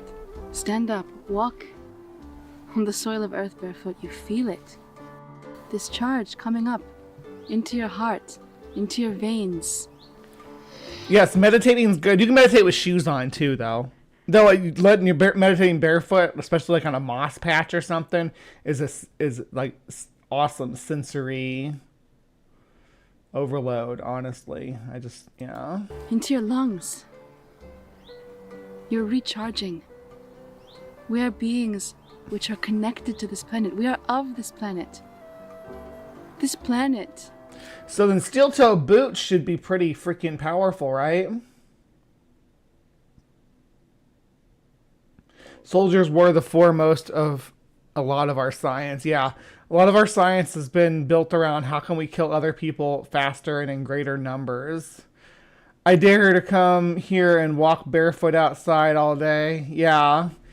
Go up to Mount Sandy and take a winter hike and see how long you're going to be like, oh, I don't want shoes on my feet. What'd Victoria say? If you lick the ground, there was better electric contact, guaranteed health. And also, it will give you, it'll build your immunity because you'll get sick a lot first from licking the ground. But eventually you'll build up immunities, right? Herd immunity. Not always good. Tuskegee, cough, cough. Yeah, not always good. I agree. Yeah, absolutely. It was negative 40 Celsius here 2 nights ago. Brr. Dildo boots are pretty heavy. So people with Heelys soles should, people with Heelys should be sick all the time. Yeah, because they're never touching the ground. Mother Earth. Yeah, in ancient Greek. Yeah, which the English took and say Gaia. I say Gaia. I'm talking about something different than you, sweetie. It doesn't have anything to do with ley lines. It's all around you. Gaia is, but it's the organisms and all the interconnected life forms, which I go on quite a bit about elsewhere. But yeah, so you can take Yaya, and we'll take Gaia for our group. That's fine. You say Gaia? Yeah. Is Yeah. a living organism. Okay, I'm with you there. A living organism with a pumping heart, chakras, veins. No, none of those things. There's analogs to some stuff. Like analogs to veins would be, I don't know, green belts, I guess, or even like currents, ocean currents might be considered Gaia's veins, at least in the ocean. But there's no heart. I mean, where's the heart of Gaia? Where would you claim that is? What, maybe the Congo, the Amazon? There's 2 big hearts right there. Both those are big green Gaia hearts. Yeah, rivers could be considered the veins, maybe, because they're carrying life and information downstream. A circulatory system, both visible through rivers, okay, but also invisible. We have the Earth's etheric veins, the energy channels which are connecting the entire organism together in a grid. No. Just like the veins of our bodies. And this is called the ley lines. The ley lines aren't even centered around like Gaia stuff. They're centered around anthropocentric stuff that's significant to humans, which is kind of anti-Gaia, really. The green is what represents Gaia. So as you notice, there's no big points in the middle. I guess there is a cross point in the middle of the Congo. Right? Like this area right here is all the jungle. This ley line does run through it. And then there's some jungle over there. Hold on. Let me see if South America. Yeah, the Amazon is completely open up. No ley lines there. This would be the heart of Gaia if there was a heart. It would be the green. In a grid. Just like the veins of our bodies. And this is called the ley lines. Just like the veins of our body, just like our eyes are connected to our mouth, which is connected to our ears, which is connected to our pores, to our nose. Why do I use these examples? Because these are points of our body which come in contact with the external environment, so to speak. Our inner organism comes in touch with our outer organism, our external reflection.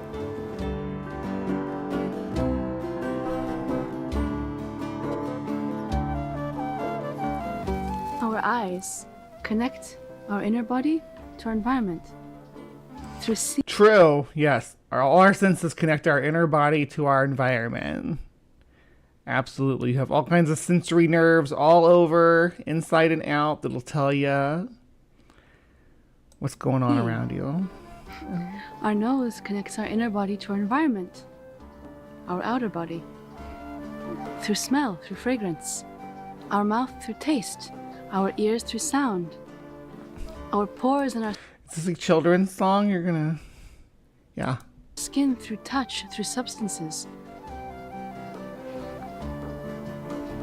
The same for Earth.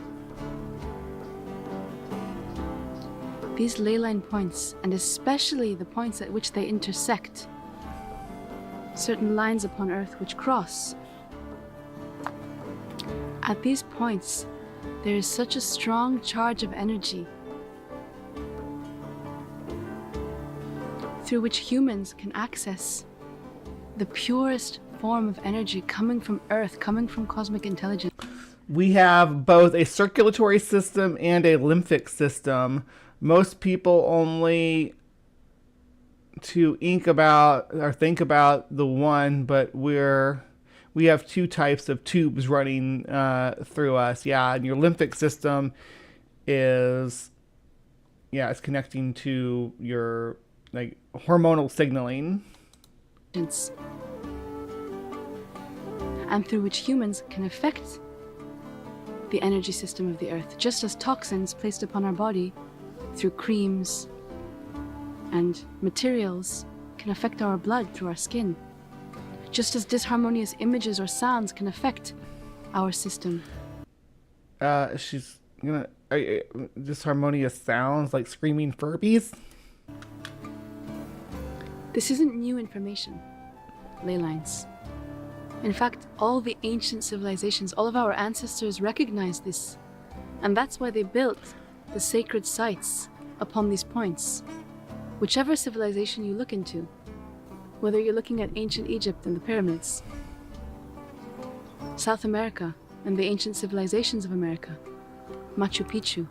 So, the anthropocentric here stuff is real. You think Off the Grid Girl would be less about these man-made constructs than she would about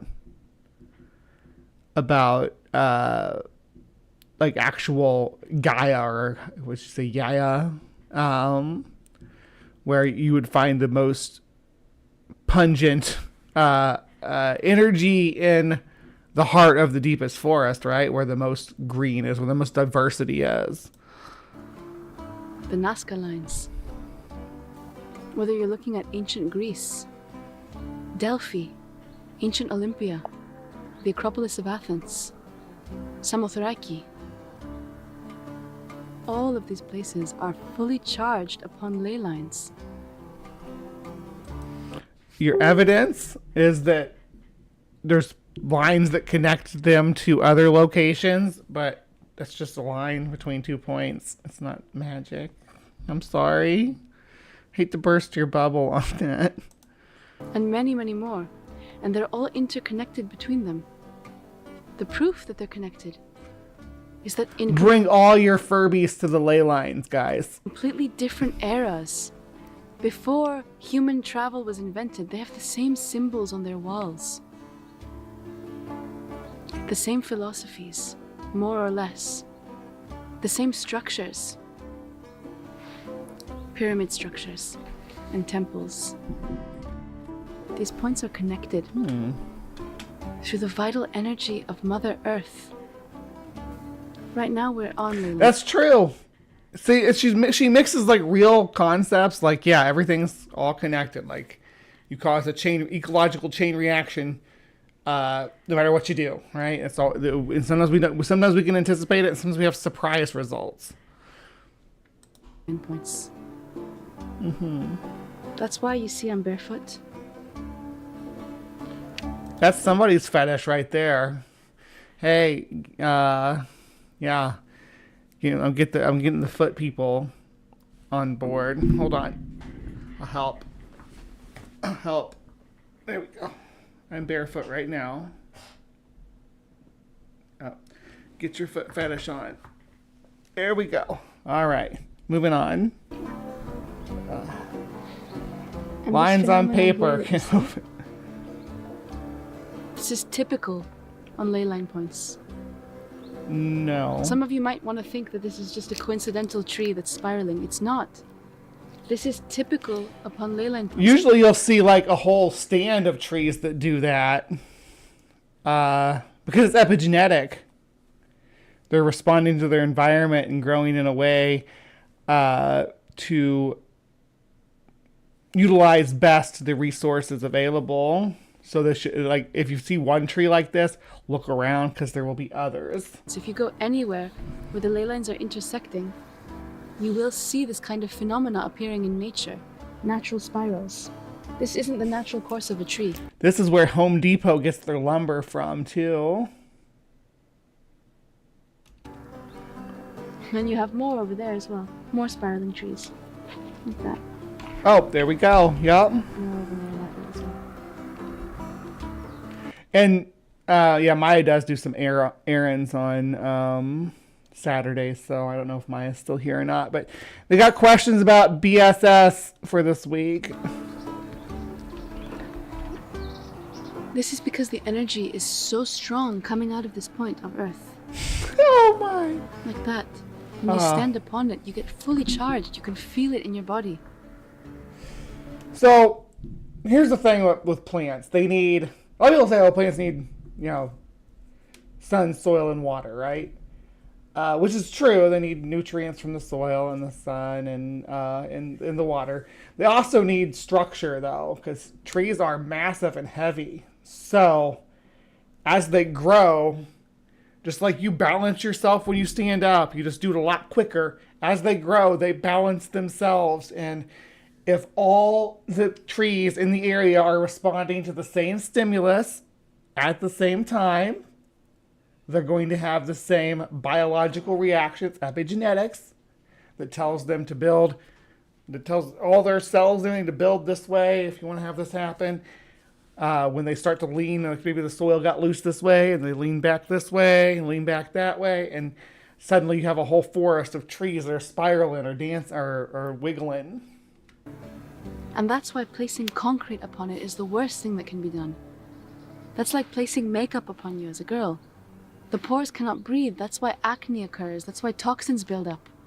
Because you're not letting the pores breathe. You're not letting that energy respire. Girl, I have to slay all the time. I have to serve. Gotta be here. You know, judge me for all you want for blocking my pores and my access to woo energy. But I gotta bring it. Aspire. Inspire.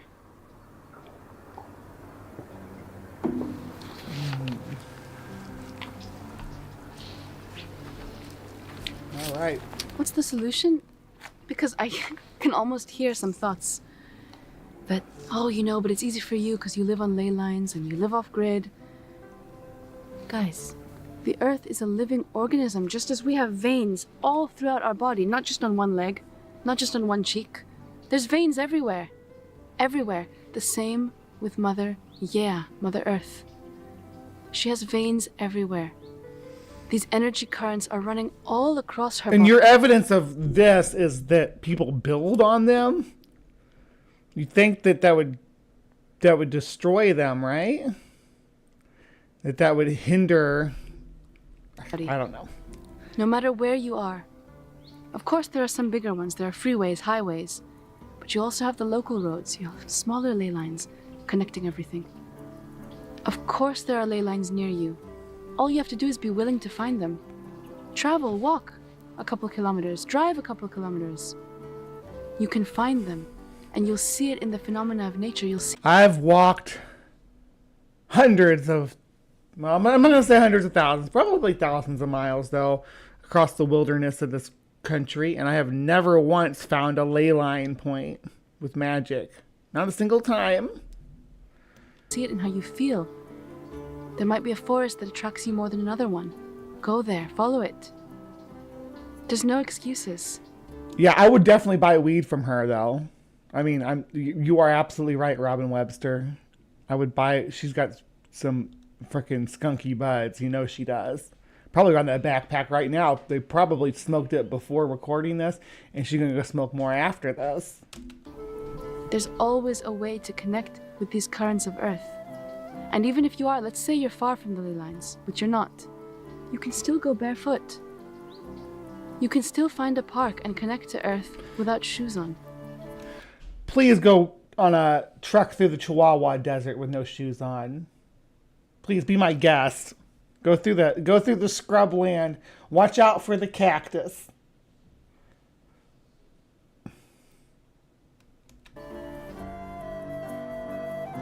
We are an extension of Mother Earth. We're not separate from her. That's what the system doesn't want you to remember. And just as Mother Earth has these veins connecting her, has these energy currents connecting her, we do too. When we place something toxic upon our skin, it goes into our blood system. It affects our entire body. When we place a toxic egregor, mindset, mentality, thought form upon Earth through fear, through doubt. Oh, do you see the COVID mask? Are you getting that? Are you picking up what she's being so subtle about here? Through terror, through brainwashing, this egregor eventually affects also the rest of the thought current of Earth. Through her energy currents, through her blood system. We are the blood of Earth. I knew it. We are the blood of Earth. That makes sense. Because we are... actually, we're more like a virus on Earth. Like the villain in The Matrix said. I mean, Agent Smith was right. Humans are a plague. At least from the planet's perspective, from the rest of the life on the planet's perspective. And just what we're doing, building on all the sacred ley lines should count as a plague too. Through our thoughts, through our actions, through our words, we have the responsibility. We have a responsibility to affect these energy currents and these veins. Me and you, Sandy, same page. Of Mother Earth positively. Rather than intoxicating her system, to cleanse it. This part of Earth that we are now standing on is connected to another part of Earth, and that part of Earth is connected to another one. They're all connected through these ley lines. They might not be visible to the human eye, but they're there. The nature shows it. The feeling in your body shows it. The feeling shows it. That's what that's all it comes down to, right? The feelies. If I get the feelies that something magical's happening to me, then it means something magical's happening to me. And I've been there. Like I said, I used to be a paranormal investigator. So I know all about the priming and getting the feelies to go. Making feelies go brrr. I was wrong about licking the ground. People are it. We should be licking people, which I am totally down with, yes. And I think my adult content link pops up every now and then if you want to see me lick stuff. The animals and their activity shows it. Ants tend to go and want to build their colonies and their homes upon ley lines. Neat. The animal activity changes upon ley lines. Because ants don't live where resources are available. They live where ley lines are available. Because they build their cities there, just like we do. So does the human activity. And so does the weather.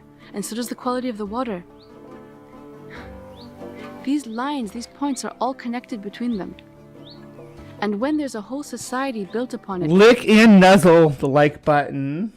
And nuzzle that bell too, so it lets you know when I go live or when I premiere. With concrete and fear and paranoia.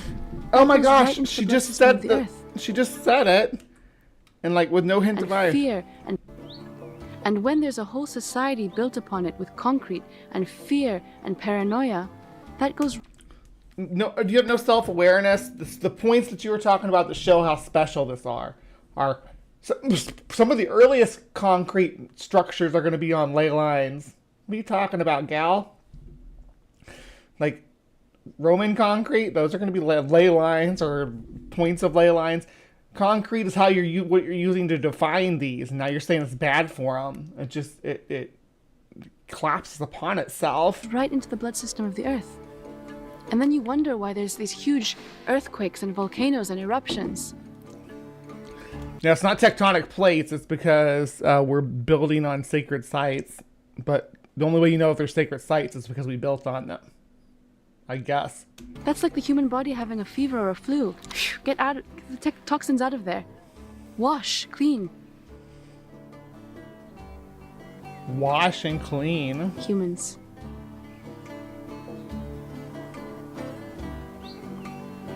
Wake up. We don't know what Earth's blood is. She's been very confusing. It's people or it's rivers, but it's also ley lines. It's all the things. You've literally had your umbilical cord cut from your own mother, prematurely. What? Your mother is Earth. Earth Okay. and sky. Okay, I thought she was going someplace else. But I'm like, what's I supposed to leave? Were we supposed to leave the umbilical cord attached for how long? How long? But it was metaphor. But you need to be detached from your umbilical cord sometimes. So it's not really a great metaphor because you need to be able to survive as a self-sustaining organism, right? That's the goal. You have a right to connect with her. Connecting with her is what will preserve your health, nothing else. If you just listen in silence, you can feel it. If you say so. You can feel how strong this place is.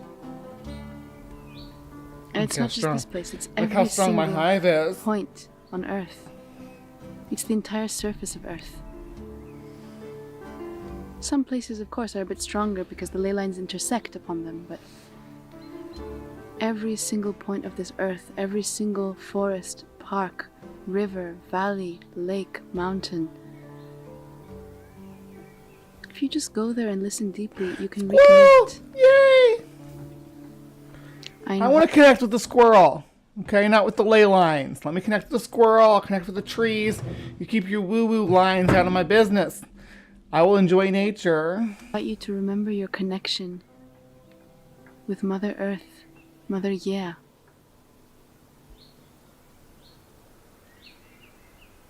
So, this was basically... You are just as much a part of her as these trees, this rock. Hey. This grass, these birds. So this was just basically a big anti-COVID, anti-lockdown sort of thing, you know? It's like, the reason we have COVID is because nobody's barefoot.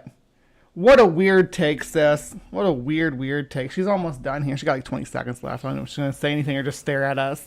And none of them are living in fear. Why?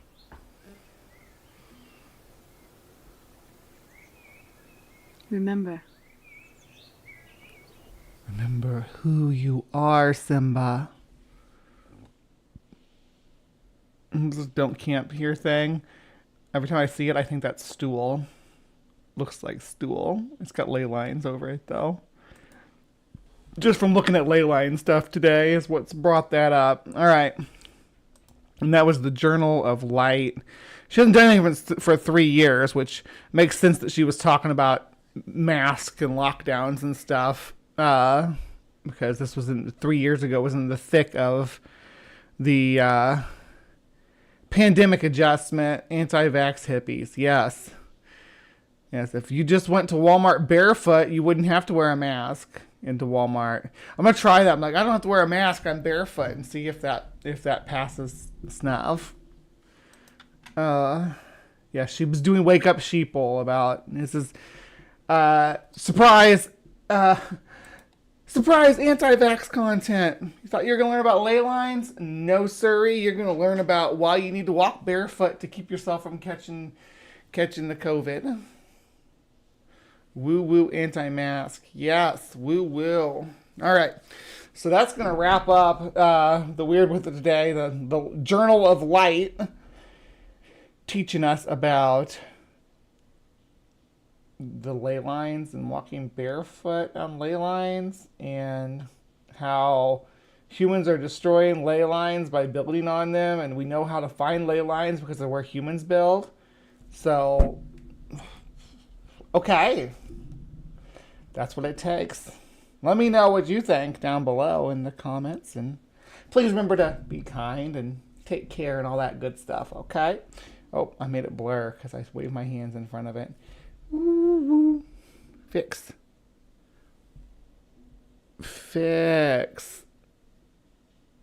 I'm not fixed enough.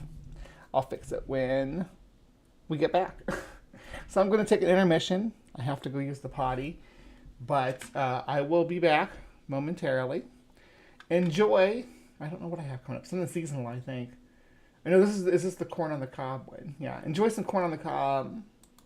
I will eat your leftist ass like corn on the cob. I'm ready. I will eat your ass. I will eat your leftist ass like corn on the cob. I'm ready. I will eat you. I will eat your ass. My children aren't going hungry. I'll do it. I'll drink your blood. And I'm starting to think about having to eat my neighbors. You think I like sizing up? I'm gonna haul him up back chain. Chop his ass up, size it up. I'm gonna haul him up back chain. Chop, chop, chop, chop. I will eat your leftist ass like corn on the cob. I'm ready. I will eat your ass. I will eat your leftist ass like corn on the cob. I'm ready. I will eat you. I will eat your ass. I'll barbecue your ass flat. I will cook your ass up so fast, and I'll tell them, "Oh, I killed a cow out back, baby." You think Christ would eat somebody? He would never do that. I will. I'm ready to hang them up, gut them and skin them and chop them up. You know what? I'm ready. I will eat your leftist ass like corn on the cob. I'm ready. I will eat your ass. I will eat your leftist ass like corn on the cob. I'm ready. I will eat you. I will eat your ass. I will eat your leftist ass like corn on the cob. I'm ready. I will eat your ass. I will eat your leftist ass like corn on the cob. I'm ready. I will eat you. I will eat your ass. And that's why I want the globalists to know. I will eat your ass first. I swear to God, if it's the last thing I do, I'm gonna get my hands around your throat.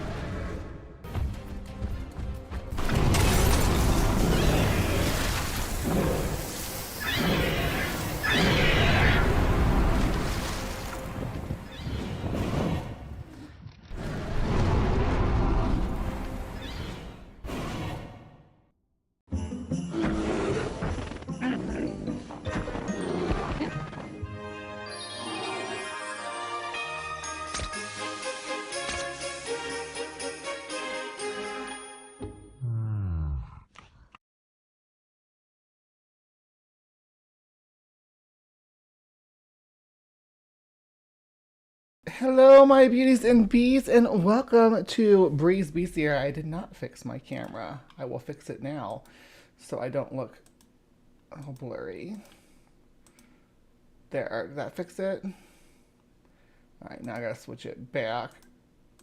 I just have to, I toggle it between the 1280 and whatever, and it's in 720 and it fixes it. Yes, I hope you enjoy that, my Coca-Cola Bear commercial. I made it myself from clips of Nonocasaurus and from Polar Bear clips. I hope you loved it. How's everybody's emotions today? John Lovell, hello. Yeah, hi. My emotions are good. Welcome to the show. You made just in time for the Honeypot ants, I'll tell you that, because we are in Breeze Bestiary, and we are talking honeypot ants today. We are talking about the maximum thickness that an ant can achieve. This is what peak performance looks like. Yeah, I mean, you may not like it, but here we go. Oh, hold on.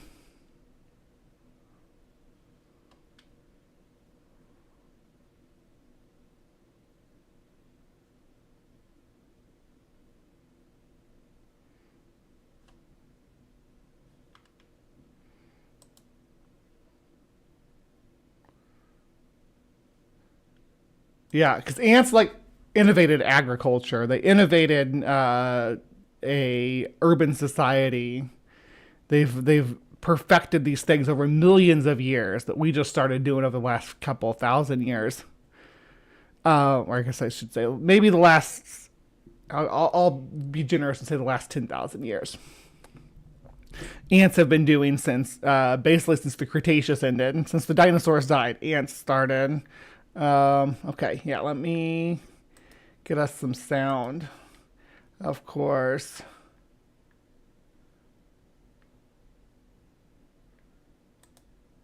$25,000 years ago, the first humans found themselves in the area of modern Australia.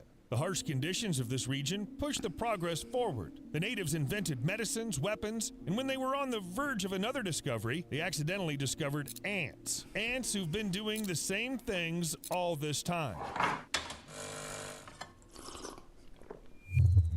There are no weird or useless jobs in the animal kingdom. The largest marauder ants serve as a bus for the smaller ones, delivering them to the battlefield to save the energy of the warriors. Meanwhile, honeypot ants work as pantries. Here we go. These ants were first described back in the late 19th century, but scientists still didn't have enough time to study them thoroughly. Well, you know how it usually happens. As soon as you find something really exciting, it turns out there's not enough information about it. The researchers did find out something. Honeypot ants belong to several genera at once, and their function is to store food for the entire colony. Apparently, future supply keepers are trained since childhood to be accustomed to a large amount of food. It's not like attending courses and getting a certificate. It's much more complicated. However, if the colony loses you gotta all its grow that pantries, ass. it has to somehow adapt. So ordinary worker ants can become honeypot ants too. This will take a couple of weeks, and this transformation I can prove it. doesn't happen at the snap of your fingers. After all, the honeypot ants It takes a little bit of hormones to make it happen, I'm sure. Yeah.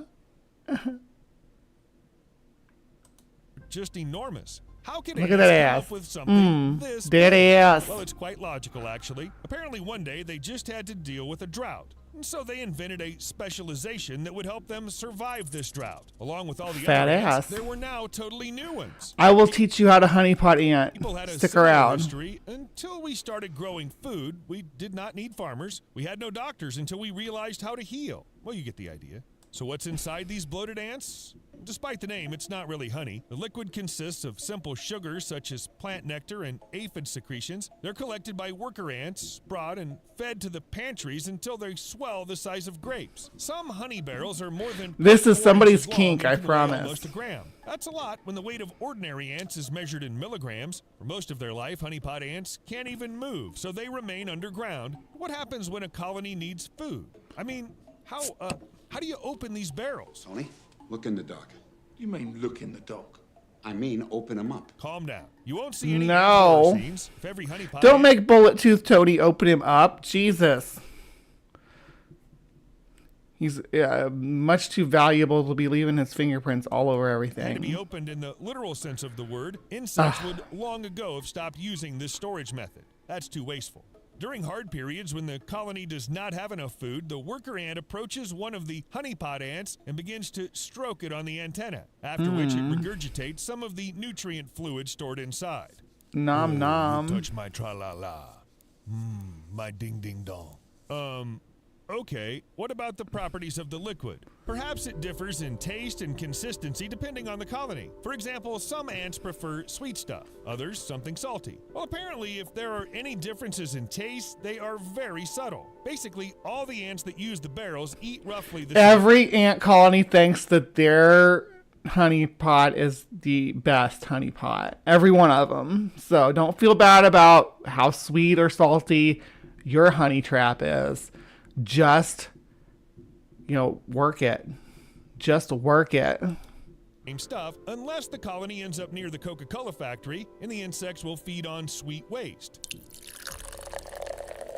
Doesn't sound realistic, but this has happened before, though not with ants. In northeastern France, bees suddenly began to produce honey of totally atypical colors. The beekeeper's investigation led to an unexpected conclusion. Instead of collecting nectar from flowers, local bees were feeding on the remnants of M&M candy shells from open containers. I wonder if the taste of that honey changed. And while we're on the subject of taste, what about honeypot ants? People would not be people if they did not try to put these strange insects in their mouths. Those who had a chance to try a couple of living pantries described their taste as I would try one. sweetish, while some argue that the ants taste pleasantly bitter at the same time. Some, on the contrary, claim they are sweet and sour. George sweared he got a bogey flavoured one once. However, honeypot ants are still considered a delicacy you supposedly need to try at least once in your life.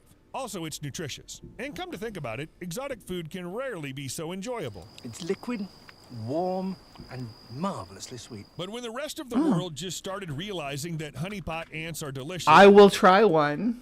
the Australian Aborigines turned hunting for them into something of a tradition. Most likely, they tried honeypot ants a long time ago when they first found themselves in the arid regions of Australia. You realize that any food will do in such conditions, and the locals used ants as a source of sugar and other nutritious substances. Well, why not? Season my food. Antenna and eat insects whole. Of course, the ants are probably not happy about that. They hide their Morning, Brian Stevens, Blaster Master. Hello. Supplies as deep as possible so that people couldn't come and plunder them like hungry dwarves. It's not so easy to get to honeypot ants. To prevent the contents of the barrels from deteriorating when exposed to the heat, they're placed quite deep, sometimes 5.2 feet below the ground, maybe sometimes deeper. But people did not come across such anthills. Most likely, ants dig so deep to create natural refrigerators. After all, the lower the barrels, the longer the food will last. And it's even less likely someone would steal it. If you think about it, the job of honeypot ants can hardly be called fancy. That is, they actually do nothing. They just sit somewhere in the dark, eat, and wait. I don't know why we're not focusing on the fact that they hang from the ceiling. That's the best part, with their big baggy asses hanging down. That's the best part.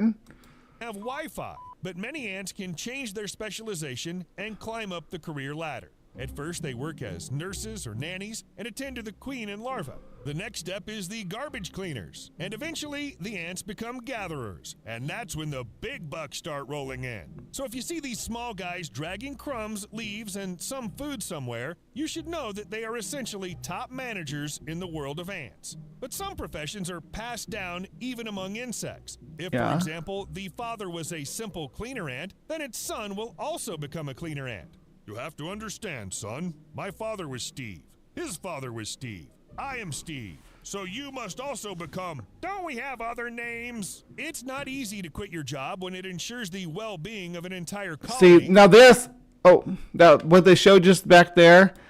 This is leaf cutter. Easy to quit your job when it ensures the and they farm this colony. And they farm this fungus. Like the reason they cut the leaves, like you see the ants on Africa and stuff carrying the leaves and the lines. And you're like, oh,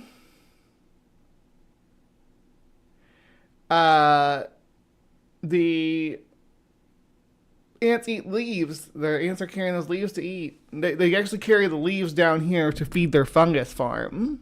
It's their agriculture system.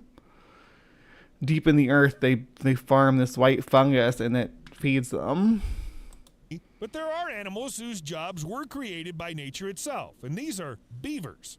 All right, it's gonna get away from ants here now, but we do have more. I do have more to say about honeypot ants because we actually have a local species here, Myrmicocistus mexicanus, the most well-studied species. They are nocturnal foragers that gather a variety of exudates And although not a major part of their diet, also scavenge dead insects. And they get, if you look, they live...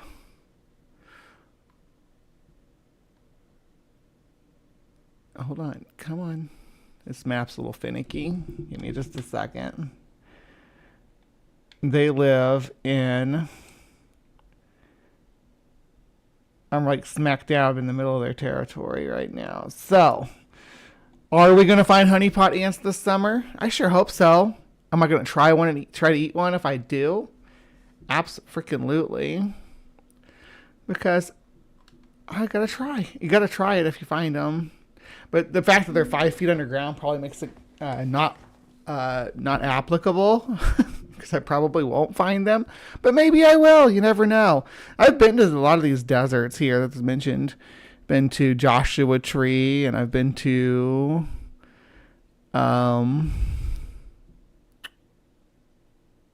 what's the one in Colorado? I don't know. I've been to a few of these. They're listed there. I've been to Sonora. The northern Sonora. I think that southern Arizona, right? Anyway, yeah, but they live around here, and we're going to try to find them. We are very excited. They've been the talk of the town for at least the last week. We've been going on and on about honeypot ants and how they feed their family from their thickness. Gonna go make my world famous green chili and lobster mac and cheese. I will be holding the ants. That sounds delicious, yeah. If I was an apple hanging from a tree, a lady would take a bite of me. I saw a leafcutter colony in Costa Rica. I could watch them work all day. Fun fact, The Beast and the Beauty was written to promote arranged marriages. I did not know that. Tastes like tuna casserole. Nice.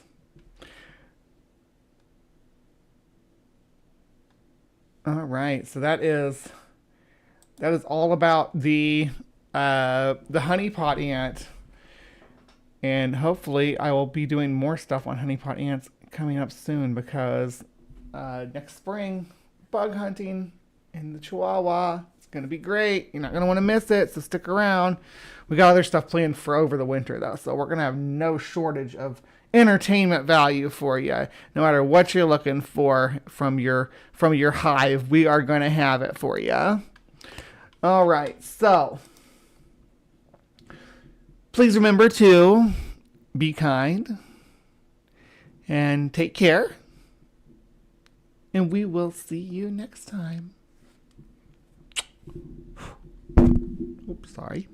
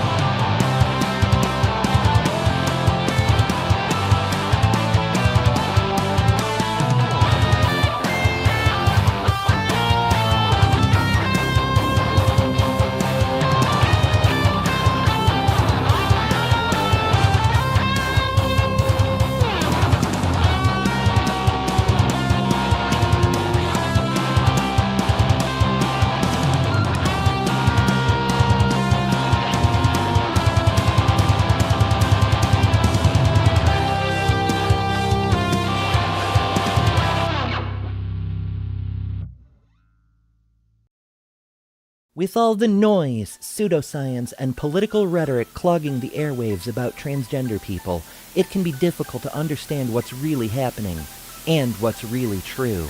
Good news, everyone! Welcome to The Transpositions, your compass in the rugged landscape of transgender issues. Here, we strive to be the beacon of authenticity, providing a platform that amplifies the voices and experiences of the transgender community. From breaking news to in-depth features to breaking down the real science, we are committed to fostering understanding, empathy, and empowerment for all individuals across the gender spectrum. Join us as we navigate the complexities, celebrate the triumphs, and advocate for the rights of transgender people worldwide. Together, we can redefine boundaries, challenge stereotypes, and champion inclusivity. Subscribe today. The link is in the description.